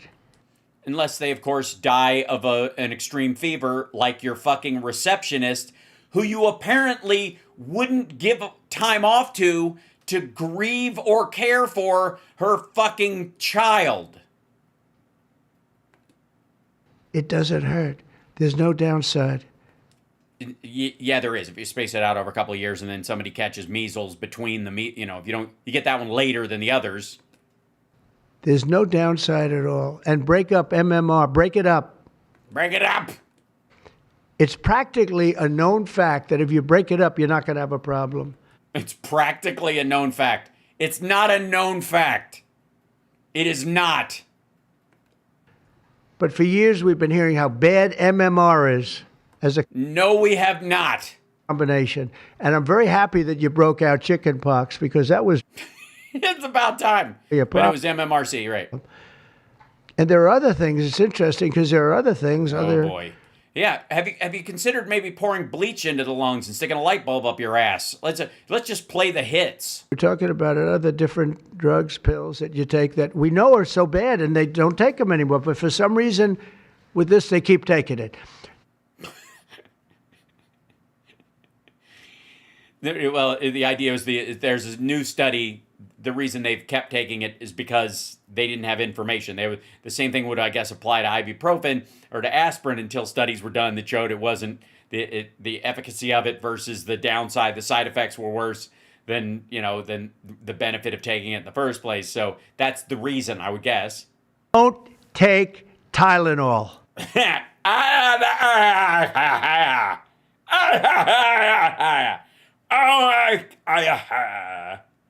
Oh, take it. Okay? Jesus. There's no downside. Don't take it. Unless you're that lady whose child was brain damaged because of a fever because she didn't take Tylenol. You'll be uncomfortable. It won't be as easy, maybe. But don't take it. Yeah. Just suck it up, women. If you're pregnant, don't take Tylenol. If your wife's pregnant, take all the Tylenol you want. And don't give it to the baby after the baby is born. Or before, during, maybe, but don't give it to the baby during conception. And you know what we have? Don't hammer a Tylenol pill into the head of your penis before ejaculation. It might, we don't have any evidence, but don't do it. More than 3 years left. And I told Bobby and Oh, God, yeah, how depressing. doctors behind me, and they are so committed to this. I told them that This is the number one thing I want to do from you. And, we have something else called Favored Nations, where I'm going to be reducing drug prices by 1,000%. Yes, we're going to make so much money taking drugs. Imagine all the autistic kids. It's like a cottage industry. They'll now take Lucavorin or whatever, and it'll pay for their college. By 900, 600, 500, 1,200. 8,500. We're going to be reducing drug prices at levels never seen. It's called Favored Nations. We're going to be paying what right now, we're like the garbage can for the rest of the world. The garbage can. So the rest of the world steals from the garbage can? I've been for forever. We pay much higher for drugs than the rest of the world. We subsidize the rest of the world. We're not doing that anymore. And that's a big thing. That's a big thing. That's bigger than anything. I told the story the other night that I was so proud in my first term that for the final year, drug prices went down 0.25%. And I was so proud. I said, why? I'm the first one to do it. I think it was 28 years, they said. Gibberish. Where drug prices went down from the beginning of the term. Yeah, that's exactly what happened, Gramps. The end. And I was so proud. I called a news conference. I said, drug prices have gone down. First time it's happened in 28 years. You know what it was? 0.25%. I was so proud. Now we're going to have them go down from $100 a pill to $9 a pill. From $1,300 for a shot of like an Ozempic or I call it the fat pill or the fat drug. Sometimes it works, I guess, for people. The ones I've seen, it hasn't worked so well. I got a lot of friends, they're fat. They said, I lost some weight. I said, you don't look it to me. But they paid $1,300, $1,200. Yeah, we've heard this story about his buddy, like one dude, but now it's a bunch of people. And they go to London and they pay $88. No, not they. One dude did this. One guy, he had a conversation about this one guy back at the fucking, I want to say the RNC last year or something. And they call me, they go, what's this all about? Alfie. We're subsidizing the rest of the world stupidly because we have a lot of stupid people in this country running things. And how big is that? But to me, that's nothing compared to autism. No. I see that gorgeous boy. I have a big present for him in the back. You bring Yikes. him back. We're going to bring him into the Oval Office. I have the best present he's ever going to get, okay? God, this is like, can you imagine if Biden said this, what the fucking QAnons would say? Big one. I saved. Is it the Epstein files? Were you okay? We're going to leaf through some of the pictures that my buddy Jeff took. You were coming. Look how beautiful he is. So, that's it. Thank God. Nothing much to say. Don't take Tylenol if you're pregnant. And okay, I'll try. Don't give Tylenol to your child when he's born or she's born. Don't give it. Just don't give it. Even if they ask? But they ask so loudly. I mean, it's like, it's that or mac and cheese. I'm so torn. And we're going to have, I think, really, if you do all the things that I say, break it up. Just break it up. Break up the shots. Break it up. Break it down again. MMRs, as I told you, separate. Separate. Don't take it. Don't take it. Chickenpox already separate. Chickenpox already separate. These things, I'm telling you, I want it when I leave office. Sooner rather than later. I don't want to have, it's going to be the kind of number that we're hearing where it's 1 in 32 or 1 in 10, because I've heard 1 in 10 also. It's gotten worse while you've been talking. Maybe you're the cause of autism. California, it's really bad. Oh, yeah. Maybe because ours survive, I suppose, as opposed to what? I want it to be, let's get it back to maybe 1 in 10,000 or 1 in 20,000 or maybe none in 20,000. Well, that's a big number. We'll try. And the only way does none in anything matter what the secondary number is? Is it? I'm just curious math. do that, because this is artificially induced. This is induced by something. You don't know that. You don't go from 1 in 20,000 to 1 in 10,000, then to 1 in 10. That means you're taking something and something's wrong. Great. Thank you, doctor. And I feel very certain, and I know I'll be criticized. Someday they'll look back and they'll say, well, it wasn't, but I think it will. I think we'll Yeah, so that's the breakdown. have a tremendous... Yeah, somebody will look back and go, well, he was wrong, but I don't think I am right now. No shit. This is the most important thing. There's nothing more important than me. Where you cured it. Sorry, what was that again? There's nothing more important than you? This is the most important thing. There's nothing more important than me. There's nothing more important than me. Cured inflation that Biden gave us. He gave us so much inflation, the biggest ever in history. We got inflation done. We brought prices down. We gave you the No, you didn't. largest tax cuts, all that stuff. It doesn't mean a thing compared to what we're doing today. Well, it doesn't mean a thing at all. It's all fiction. This means everything. So we're going to save a lot of children from a tough life, really tough life. We're going to save a lot of parents from a tough life. Okay, how about a few questions? Let's just make it on this subject. This is so beyond... Oh, yeah, this is him trying to, get the question so that, can we talk about something other than Jeffrey Epstein and how the economy sucks? As a subject that I'd rather not talk about, some nonsense on the economy. Nonsense on the economy. I will say this, the economy is unbelievable. Yeah, the stock on Lucavorin, from GSK went through the roof. The stock market just hit another record high and all that stuff. This means more to me. Yeah, please. Sure. I have one on your announcement, one on vaccines that's also related. Yes. Why do you think we haven't heard more previously about the tie to autism in acetaminophen? Nobody knows. I don't know. Nobody knows. Nobody knows. Acetaminophen. Nobody knows. It's bullshit. Only that when you say it, you get attacked. No, you don't. The fuck is wrong with you? Nobody's going look, you can come for vaccines, but don't touch my Tylenol. Jesus Christ. You almost can't pick a more well-known over-the-counter drug that's had a worse history as far as safety than fucking Tylenol. For those of us, hey, chat room.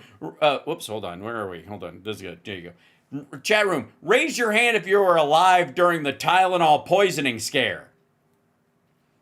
Just I'll let that hang for a split second.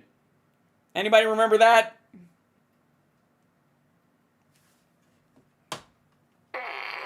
Yeah. Jesus Christ. Yeah, everybody's so protective of the Tylenol brand. Jesus Christ. I half shake when I open the bottle if I need one. I'm like, ugh, okay. Drum roll, please.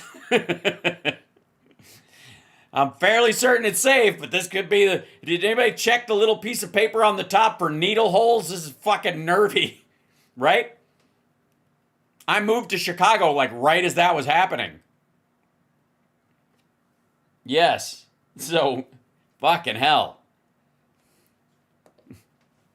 You bring up acetaminophen and people go, uh-oh, you don't come for acetaminophen. Nobody cares. Dumbass. I was saying... the only people... Okay, I will say somebody probably, when they brought up acetaminophen, people probably attacked him. You know why? Because they want it to be vaccines, and they're fucking pissed. Something similar, not as strongly, because now facts are on our side. But I was saying it with Bobby 20 years ago, and I was attacked. I said, whoa, what was that? Bullshit! You were not saying fucking acetaminophen was to blame, you absolute dickhead. Fuck are you talking about? You've been on the acetaminophen beef this whole fucking time? What the shit? All about. I had no idea. Yeah, you still don't. What a fucking moron. It attacked, I don't know, the medical community, the drug companies, doctors. I don't know what it is. The drug companies, yes. All the other drug companies are attacking acetaminophen. They're like, or not letting you attack acetaminophen, or both at the same time. Also, he's starting to wind down, you can tell. All I want to do, I don't care. I don't care about being attacked. It doesn't matter to me. I believe that the numbers at the end of our term or shortly thereafter could be really Shortly thereafter, when somebody else comes in and fixes this? phenomenal. I want it to go up just like it came down to this horrible level. 1 in 10, 1 in 12. I was told 1 in 10. I was told 1 in 12. Today I heard 1 in 31 if you add the girls and the boys together. So how many girls, what is it, 1 in 80? And that's where he's getting, Jesus Christ. It's crazy. And it was 1 in 10,000 and 1 in 20,000. It's not even sustainable for a country, you want to know the truth. And there are other places that don't have it. And they have things in common. And that's called medical research. Yeah, please. Mr. President, I'm curious as you look at the trend lines, Yeah. how much of this is the causation of acetaminophen and how much is sort of better diet? Also, just for the record, according to Autism Speaks, 1 in 31 children in the United States are on the spectrum, estimated. 1 in 31 children in the U.S. has autism, up from the previous rate of 1 in 36. 1 in 45 adults in the U.S. has autism. In the U.S., about 4 in 100 boys and 1 in 100 girls have autism. That's where he's like saying, 1 in 10 and 1 in, like he's just mixing and matching this shit. Boys are 4 times more likely to be diagnosed with autism than girls. In the U.S., autism prevalence is lower among the white children than other racial and ethnic groups. White children are 2.7% autistic, Hispanics 3.3%, Black 3.7%, Asian Pacific Islander is 3.8%, American Indian and Alaska Native is 3.8%. Around the world, about 1 in 100 children are diagnosed with autism. And in the rest of the world, they just don't fucking diagnose. That's a big part of this as well. Average age of intervention and diagnosis, 4.7, so almost 5 years old. Average age of intervention, 5 average age of diagnosis, 5.6 for girls. Diagnosis and early can be reliably diagnosed by a specialist by age 2, but the average age of autism diagnosis is 5. The average age of first intervention in the U.S. is 4.7 years. Special education, 74% of autistic children in the U.S. graduate with a diploma versus 86% of all regular students. 19% of autistic students in the U.S. graduate with a certificate. 8% of autistic students in the U.S. don't finish high school versus 5% of other students. So again, in the spectrum, it's not statistically an enormous difference in terms of outcome in schooling. 21% of people with disabilities, including autism, are employed. Nearly 60% of people with autism in the U.S. are employed after receiving vocational rehabilitation. 70% of eligible autistic individuals in the U.S. receive VR services. And then 50% of autistic youth in the U.S. receive VR begin those services in high school. As for healthcare costs, the average cost of common autism services in the U.S. are adaptive behavior, $82, developmental screening, $165, emergency department, $1,300, approximately, physical therapy, $74, psychiatry, $253, speech to language, $174, and therapeutic behavior, $175. I'm guessing per year, yearly. That's what they're paying out of pocket in these. So these are the real actual facts about autism, not his weird blather about some lady that may or may not have worked in his office. Doctors, researchers having a better understanding of what is on the autism spectrum. Do you want to do that? Sure, go ahead, Rob. That's one of the canards that has been promoted by the industry for many years. That it's by the industry. It's changed diagnostics. Also, fucking the industry. So the medical establishment in this particular case apparently doesn't want to medicate these kids and thinks, oh, there's just more people being diagnosed. It's not that we have more of these. It's just we're calling everything autism now. So wouldn't it be the opposite? Wouldn't they go, yes, there's a rise in it, and therefore we need to sell more drugs to these kids or to the parents? Criteria, better recognition. But there's been study after study done of that completely debunks that. One of them by the Mind Institute at UC Davis, University of California, Yeah, they all go to the mind group studies. That's where all the anti-vaxxer crowd all focus on the mind stuff. But also, it's just common sense. Because you're only seeing this in people who are under 50 years of age. If it were better No, you don't. recognition or diagnosis, you'd see it in 70-year-old men. I've never seen this happening in people my age. I've never seen a case of full-blown autism, and that means profound autism. I want to be very careful. Head-banging, stimming, toe walking, nonverbal, non-toilet trained. I've never in my life seen a 70-year-old man who looks like that. Well, yeah, because most of them don't fucking survive. Or when you would have seen them, they would have been institutionalized. What the fuck? You're only seeing it in the kids. It's an epidemic. You're only seeing it in the kids because they're the ones with like parents and family taking care of them, and they're part of the group that you're dealing with. Of course, there are adults that are nonverbal and non-functioning. They're fucking in homes, you asshole. Some of them end up on the street and just die. What the fuck?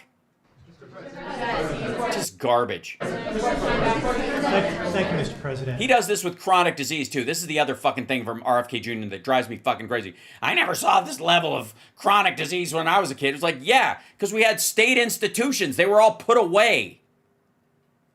Or they just died. You didn't keep them alive. It's like, I didn't see all these cases of spina bifida when I was a kid. Yeah, because nobody made it past 12. Now they can live into their early 20s. That's why you see them. I was hoping that you could clear up confusion for moms and dads across America. Oh no, yeah, don't. That's the yeah. Don't think that's gonna happen. Yeah. Whom voted for you. There's a statement that was put out by the American College of Obstetricians and Gynecologists, and in their statement, they write, "Acetaminophen remains a safe."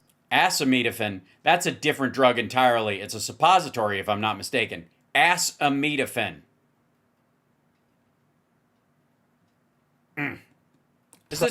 Sorry, is there a lack of oxygen in this room where they're all meeting? I'm dead serious. Did he fart and just suck all the air out of the fucking room? And everybody in there is just like having hypoxia?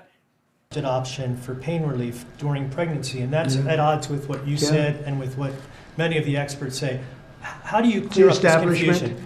That's the establishment. They're funded by... That's the establishment. Lots of different groups. And you know what? Maybe they're right. I don't think they are, because I don't think the facts bear it out at all. They're fighting for something that, in my opinion, they shouldn't be fighting for. Jesus Christ. You mean to make sure that women like the one that worked in your office doesn't have her child's brain fucking cooked by a fever that's easily treatable because of some fucking panicked pseudoscience about acetaminophen? Jesus Christ. Again, I can't even attach to facts in the story because none of it is true. Clearly. Here's the thing. There's no downside. Yes, there is. A fever can fucking kill you. A fever can cook a child's brain. That's a downside, you dumb motherfucker. To doing, other than a mother will have to, as I say, tough it out a little bit. Oh yeah, you mamas, you got to tough it out. When you chicks gonna learn to tough it out? There's no downside to doing this. It's not like, oh, if you do this, you're going to die. There's yeah, you just told a story about a little kid whose brain was cooked by a fever. You stupid motherfucker! Oh my god! Oh my god! This is so stupid. No downside. There's no downside to going over a 4-year or a 5-year period or a 3-year period. He's asking about acetaminophen in pregnancy and for children that have a fever. Stupid. If you space them out for 6 months, you space it out. There's no downside. And that's why I will say the gentlemen behind me, they have very strong views and they feel that we're right. but they'll have more research done over the next 2 months. I said, well, Yeah, so why don't we just tell everybody this, kind of like COVID? We'll just tell them it's going to go away, when the sun comes out. Maybe we'll just tell everybody that autism doesn't happen when it's snowing. And so we'll just have everybody pray for a white Christmas. 2 months is a long time. A lot of people could be saved. And there's no downside to doing it. Everything I said, there's no downside to doing it. Except to that lady whose kid apparently died or became mentally incapacitated by a fever that they either didn't or couldn't or wouldn't treat. It can only be good. And I think you're going to see very good results. That's establishment stuff. And we've been reading that about a lot of things for years. Yeah. Fucking a lot of people apparently think that gravity is like a permanent law or something like that. And we've always tested it jumping, right? You're on the ground, you jump, and then you come back down. Has anybody ever tried it from the top of a very high building? And you know what's happened? We've gone from 1 in 20,000 to 1 in 10,000 to 1 in 32 to 1 in 10. Think of it. 1 in 10 or 12 or 1 in 31. Think of it. 1 in 31 people, young kids, get autism? What is it, Jeff? My question is about Lucavorin. You mentioned that as part of your plan. That is also a chemotherapy treatment. Have you been in touch with the drug companies to increase production about that? And I'm going to throw in my follow-up at the same time. Dr. Oz mentioned that this will be available with CHIP, children who are on CHIP. But the big beautiful bill reduced funding for CHIP and Medicaid by $1 trillion over the next 10 years. Are you concerned that will impact your ability to get this drug out? I'll explain it to you in a second, but please go ahead. I'll bullshit you in a second and tell you that we actually raised it because we gave money to rural hospitals that were going to be shut down by, because we did block grants. Lucavorin is not a chemotherapy, but it is a vitamin given with chemotherapy sometimes. And the idea here is that Lucavorin is not a vitamin. Folic acid receptor in the brain is blocked by some antibody response. Might be 20, 40, 50% of kids with autism. And Lucavorin will bypass that blocked receptor. And that's why so many doctors are probably seeing so much clinical improvement on kids with Lucavorin. Production. Yeah, we've been in touch with the companies, and they are prepared to ramp up production, and we actually talked to them about a month ago.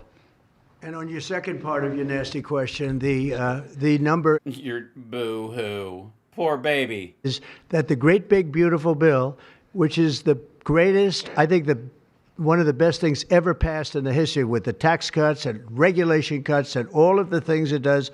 No tax on tips, no tax on Social Security, no tax.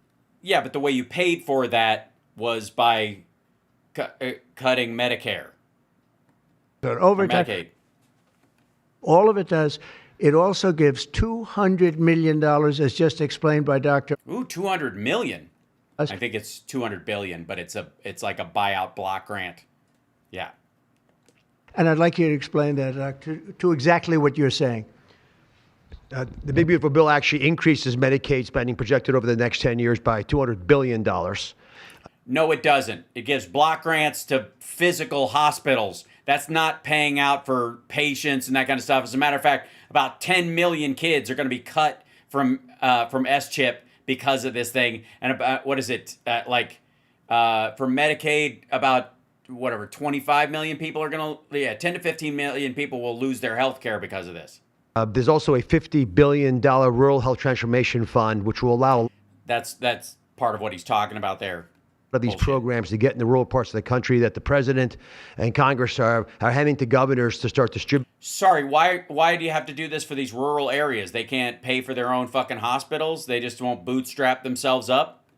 Those grants have already gone out. The money will be allocated by the end of this calendar year. And I want to point out that the ability of NIH... Yeah, because it's basically a bailout. To do research that feeds and hands the ball to the FDA, which then can change labeling to allow Medicaid programs in states to fund this program, will ensure that the things that President Trump and Secretary Kennedy desire are financially affordable for the families around America. Right, so you could prioritize this fucking pseudoscientific horseshit while you let real science and actual treatments for fucking people with severed limbs go untended. Gotcha. Okay. That's why I asked that question. You mentioned that CHIP would fund this for children. But most of the kids are on Medicaid, probably 43% on Medicaid, another 8-10% on CHIP. And all the programs in general are being evaluated. Most of what the One Big Beautiful Bill was seeking to do was to remove fraud, waste, and abuse.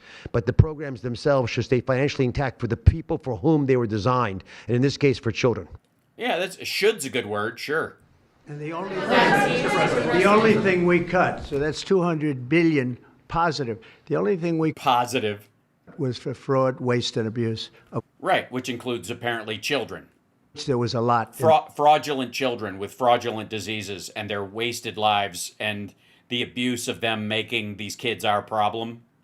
Country, and nobody minds that. Yeah, please. Mr. President, you said that there is no reason to give newborn babies hepatitis B vaccines. But hepatitis B can be contracted not just through sexually transmitted diseases, it can come from needles to open wounds. So when you say you feel, is that appropriate to be telling? I think it's absolutely appropriate. I think they should wait till they're 12 years old. Yes, please. Mr. President, thank you. Right. No. Do what your doctor tells you, you fucking weirdo. For being here, you've been talking about reducing autism by spacing out vaccines. Would you like other combined vaccines babies receive to be spaced out like MMRV? What is this again? You've been talking. Speak up, please. She asked if you should space out other vaccines besides MMR. It was fairly clear, but I don't know why he fucking can't hear. You've been talking about reducing autism by spacing out vaccines. Right. Correct. Would you like the other combined vaccines babies receive to be spaced out like MMRV? I would say yes, but that just is, for me, it's a lot of common sense involved in this. It's a process, but we're looking, yeah, why don't you just give them 80 different needles unnecessarily? It should at least be given separately. Now, it's possible that you can reduce them and I'd give them in small doses, but it's possible maybe in... Yeah, give him a half a dose of the vaccine. It's the dose size that bothers him. Particular case, the MMR wouldn't work in small doses, but you can certainly give them as separate shots. It's been proven to be very safe when you give them in separate shots instead of mixing. So I don't think there's any reason to do that. Do you agree with it? I'm not a doctor, but I'm giving my opinion. I don't think there's any reason to do that. So it's been proven to be... Jesus Christ. If when you break them up, but MMR by itself, I've heard bad things about it for many years. Yes, please. Hold on. Well, since we're here, okay.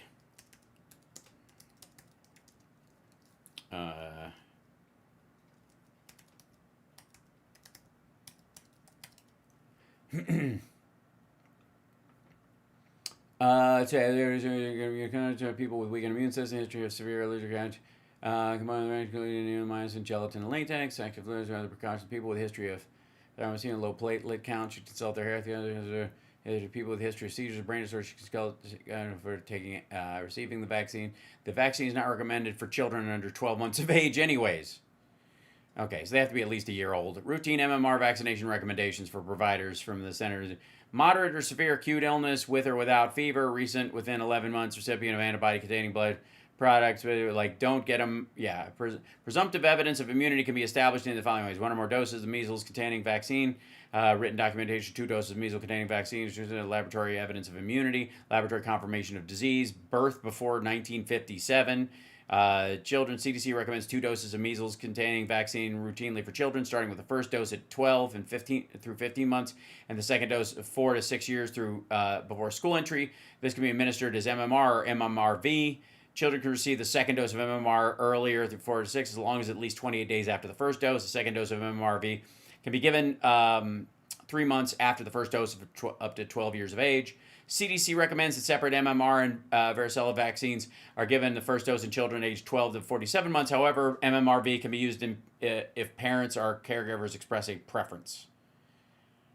This is if I can go. He's such a dolt. Spectrum too broad, in your opinion? For research purposes, you are dealing with a population of children who might have social boundary difficulties, and then you have children who are, going to grow up to be adults in diapers. I mean, what do you think? We don't know how broad the spectrum is. We don't know exactly where it starts and where it ends, but I do know that don't take Tylenol. What we're going through some very serious trouble, and we know autism. I mean, it could be bigger, it could be small, a little bit smaller, but the number is unacceptable. And the number, the way it's come down, because the spectrums remain the same, the number, the way it's come down is just unacceptable, meaning come down to that level of... Come down to up. 10, 1 in 12, 1 in 31. Mr. President, medical professionals. Go ahead in the back. Mr. President, this question is more directed towards Secretary Kennedy. It was talked about that we're just kind of finding out about the fact that babies are affected this way. Is there a concern that information is being suppressed right now within HHS, and could an investigation perhaps be launched seeing any more Well, I think information? information has been really not given out very freely over the years, absolutely. Not given out very freely / suppressed. And I think that's by drug companies and maybe doctors, but I certainly think that over the... Inside the HHS, you start like the Health and Human Services. She means inside the NIH and the CDC. I think this is a different group. We have a lot of information. And that information, I mean, it's the information that we have that we're making these statements. And I'm making them out front, and I'm making them loud, and I'm making them strongly not to take Tylenol, not to take it. Just don't take it unless it's absolutely necessary, and there's not too many cases where that will be the case. Except maybe that one story you managed to come up with about the lady whose kid's brain got fucking cooked, and you still made her come to work, and I guess, wheel him around on a dolly? And again, what's the worst? The worst is nothing can happen. The worst is what happened to that kid, I think. It's very positive. That's a positive thing. But I don't believe I don't actually believe that's possible. I think the results are going to be amazing. I want to see amazing results by the time I leave this beautiful building. Yes, in the next 6 weeks. I'd love to see him. And I will consider this, I believe, with the wars, I've stopped 7 different wars. I've saved millions of lives. Yeah, especially our Azerbaijan and Albania. Thank God. A lot of things. This will be as important as any single thing I've done, because I know ladies, beautiful ladies just like this that are going through the same thing, and it's not easy. And I admire you for being able to do it. But I admire him, too. I wish I had a face that looked like that. If I looked like him, I would have been president a long time ago. Look how wiped out he is. Look at this. He's done. Cooked. Tylenol is widely used in other countries, too.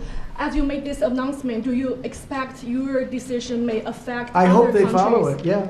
I hope they follow it. Yeah, other countries are, sell Tylenol. Some countries don't. I mean, I hear Cuba, now, again, you'll have to check this out, but I hear Cuba doesn't have it because it's very expensive, and they don't have the money to have it, or they don't want to spend the money to have it. They don't have Tylenol, and I hear they have essentially no autism. So you'll have to check it out. Yeah, Brian. Medical professionals have warned for decades. I said, no, not you. You're CNN. You're fake news. Go ahead, Brian. Thank you, Mr. President. I want to go back to the Amish. Going to Marjorie Taylor Greene's boyfriend. If I can, just for a second. I recently saw a man from Minnesota, an Amish man from Minnesota, on a podcast, and the host.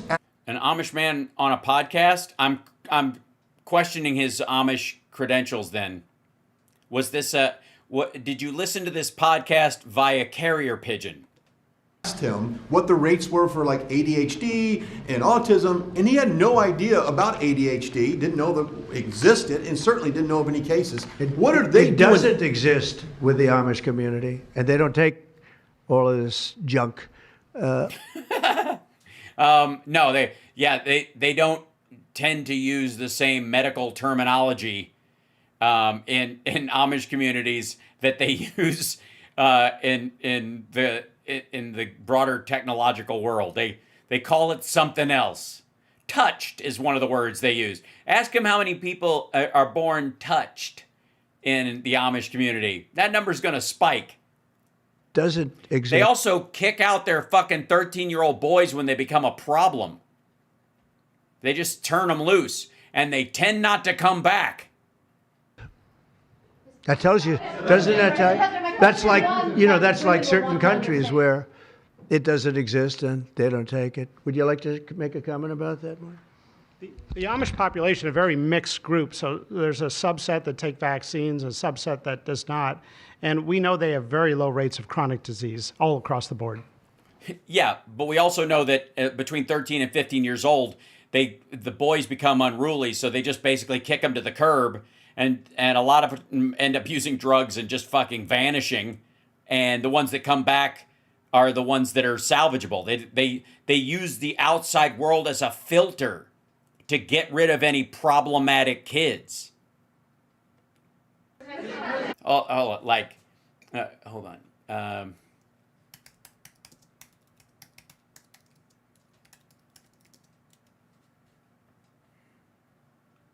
Yeah, the Rumspringa is when they send him out. They send him out with the Rumspringa. Let's see. Where is it? Yeah. For Amish youth, the Rumspringa normally begins at age 16 and ends with youth choose to either be baptized in the Amish church or to leave the community. Yeah. You find a lost Amish teenager who's just left. He's not lost because they went with the parental permission. They're not running away. They're just not welcome. Rumspringa. Please. Thank you, Mr. President. Should the establishment media show at least some openness to, trying to figure out what the causes of autism are? I wish they would, yeah. And why are they so closed-minded? They're not. They don't have a problem with looking into the causes or the reasons. They have a problem with the assertion that it's vaccines without evidence, because that will cause people like Trump's dumbass followers to not take their vaccines, have their own kids die, and spread disease to everybody else while they're totally convinced that's the cause with no science. Do all the studies you fucking want. Look at everything. That's the point. But don't go out there and go, we know it's vaccines because they won't let us talk about it, and then end up killing a bunch of fucking people. That's the problem. These guys jump straight to, if we haven't looked there, that must be the cause. Well, look, it's not only the media, in all fairness, it's some people. When you talk about vaccines, they go crazy. Yeah, go crazy. Yeah, again, largely because you don't have any evidence that it causes it. Asshole, you just realized you came out here to tell everybody that it's a folate deficiency and acetaminophen. And, I'm a big supporter of vaccines. I got a certain vaccine approved in 9 months that would have taken from 5 to 12 years. I'm very proud of it. A lot of people think it was one of the greatest things I've done, and some people think... None of them are your followers.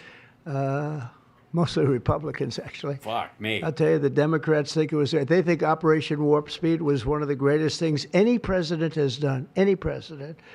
It's, we're very proud of what happened. We got hit with something that came from a place that shouldn't have happened, but... China shouldn't have happened, I guess? Did happen. Those things take place, and Yes, the existence of China did take place, I understand, historically speaking. Pleasantly surprised, but no, I'm a big believer in vaccines. Yes, he's talking about Operation... Whoops, hold on. Where is it? Operation Fart Steed, of course. Captain's log. There you go. Vaccine. Big believer in vaccines. I know Bobby and you guys have it out a little bit, but he's a believer in vaccines too. But I've seen how great vaccines can be, how incredible they can be. So he just lost about a third of his followers. I'm a believer, yeah. Captain's log.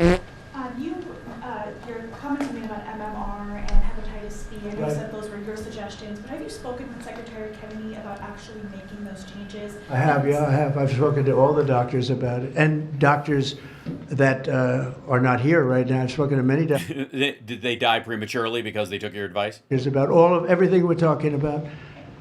And, the Tylenol has started to be spoken of over the last period of time. The Tylenol has been spoken of over the last period of time. I think sometimes it's just too much poetry at once. Been doing the research. A lot of what they've been speaking about comes from right here, by research done by these people. And or not done. Say it again. Don't take Tylenol. Don't take it. And don't give it to your child after your child is born, and do all those other things, little things, just spread out your visits, et cetera, on the vaccine. Just spread out your visits. I want to thank everybody. This is a very important day. Thank you very much.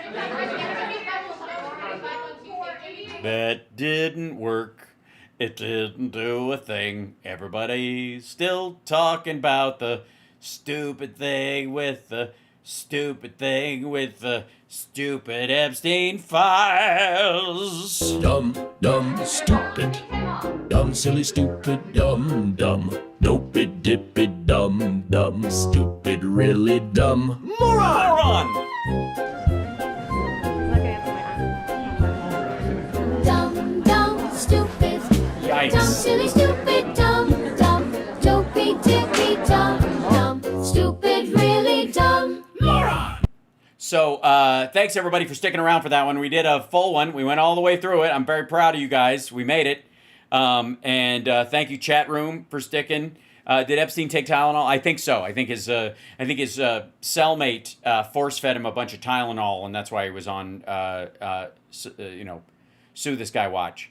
But I will see. I don't have a show tomorrow because I'm doing the Ultimate Jam Night Ozzy tribute. For those of you that are in the LA area, come on down. It's going to be packed. It's already. I think we might even be sold out. But brought to you by yours truly. If I get a chance to something that comes up, I'll do a show. But next time I'll see you is Wednesday morning at the latest. Much love. My birthday's on Thursday. I'm just throwing that out there. No pressure, super chats. But the Venmo is there for a reason. And I have a very weird habit right now, technologically, where I am buying a lot of electronics. Not like TVs and stuff like that, but little circuit things for like $50 that I'm building because I've been working on a couple of robots. It's a long story. I'm going to do a series of videos about it eventually, I think. But if you want to contribute to my weird robot habit, that's one of the ways to do it. You could use the Venmo, or you can super chat or the like. Really appreciate you guys. Thanks so much. Take care of yourselves. And please don't let this asshole's like nonsense drive your mood. Relegate what he's doing to exactly where it belongs, in the ridiculous bin. Mockery is the only way to handle it. All he cares about right now is this is not the Epstein files, and it's not going away. So we'll get it right back on track. Let him think, let him swing for the fences, look like a dickhead, have this not work out either, and then try to go back to that thing. And if they accidentally stumble on a cure for autism along the way, good on them. But it's not going to change a fucking thing. You guys are awesome, and I will see you very soon. All right, take care of yourselves and take care of somebody else.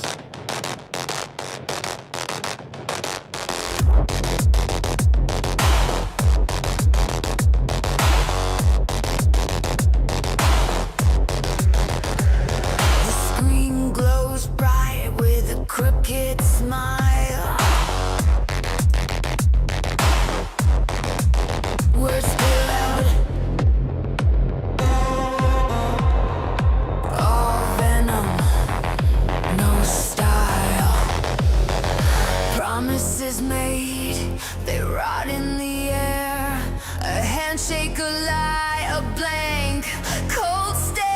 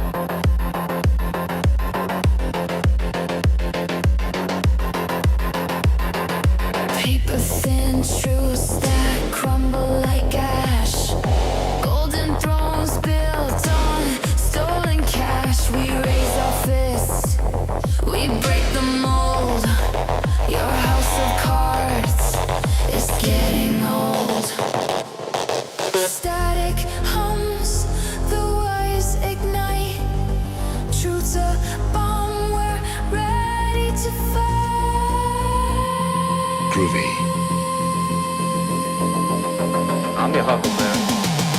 This is some bullshit. We see through it. This is some bullshit. That's what kind of fun it's gonna be. Can't undo it. Groovy. Say it loud. We won't quit. What?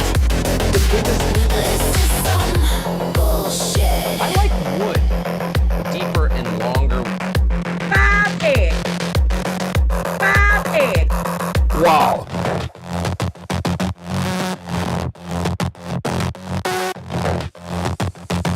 Bullshit! You think you know something about everything, don't you? Hey, careful, man. There's a fabricator, huh? He's a genius, see? Okay, you guys aren't privy to all the new shit, so, but hey, that's what you pay me for.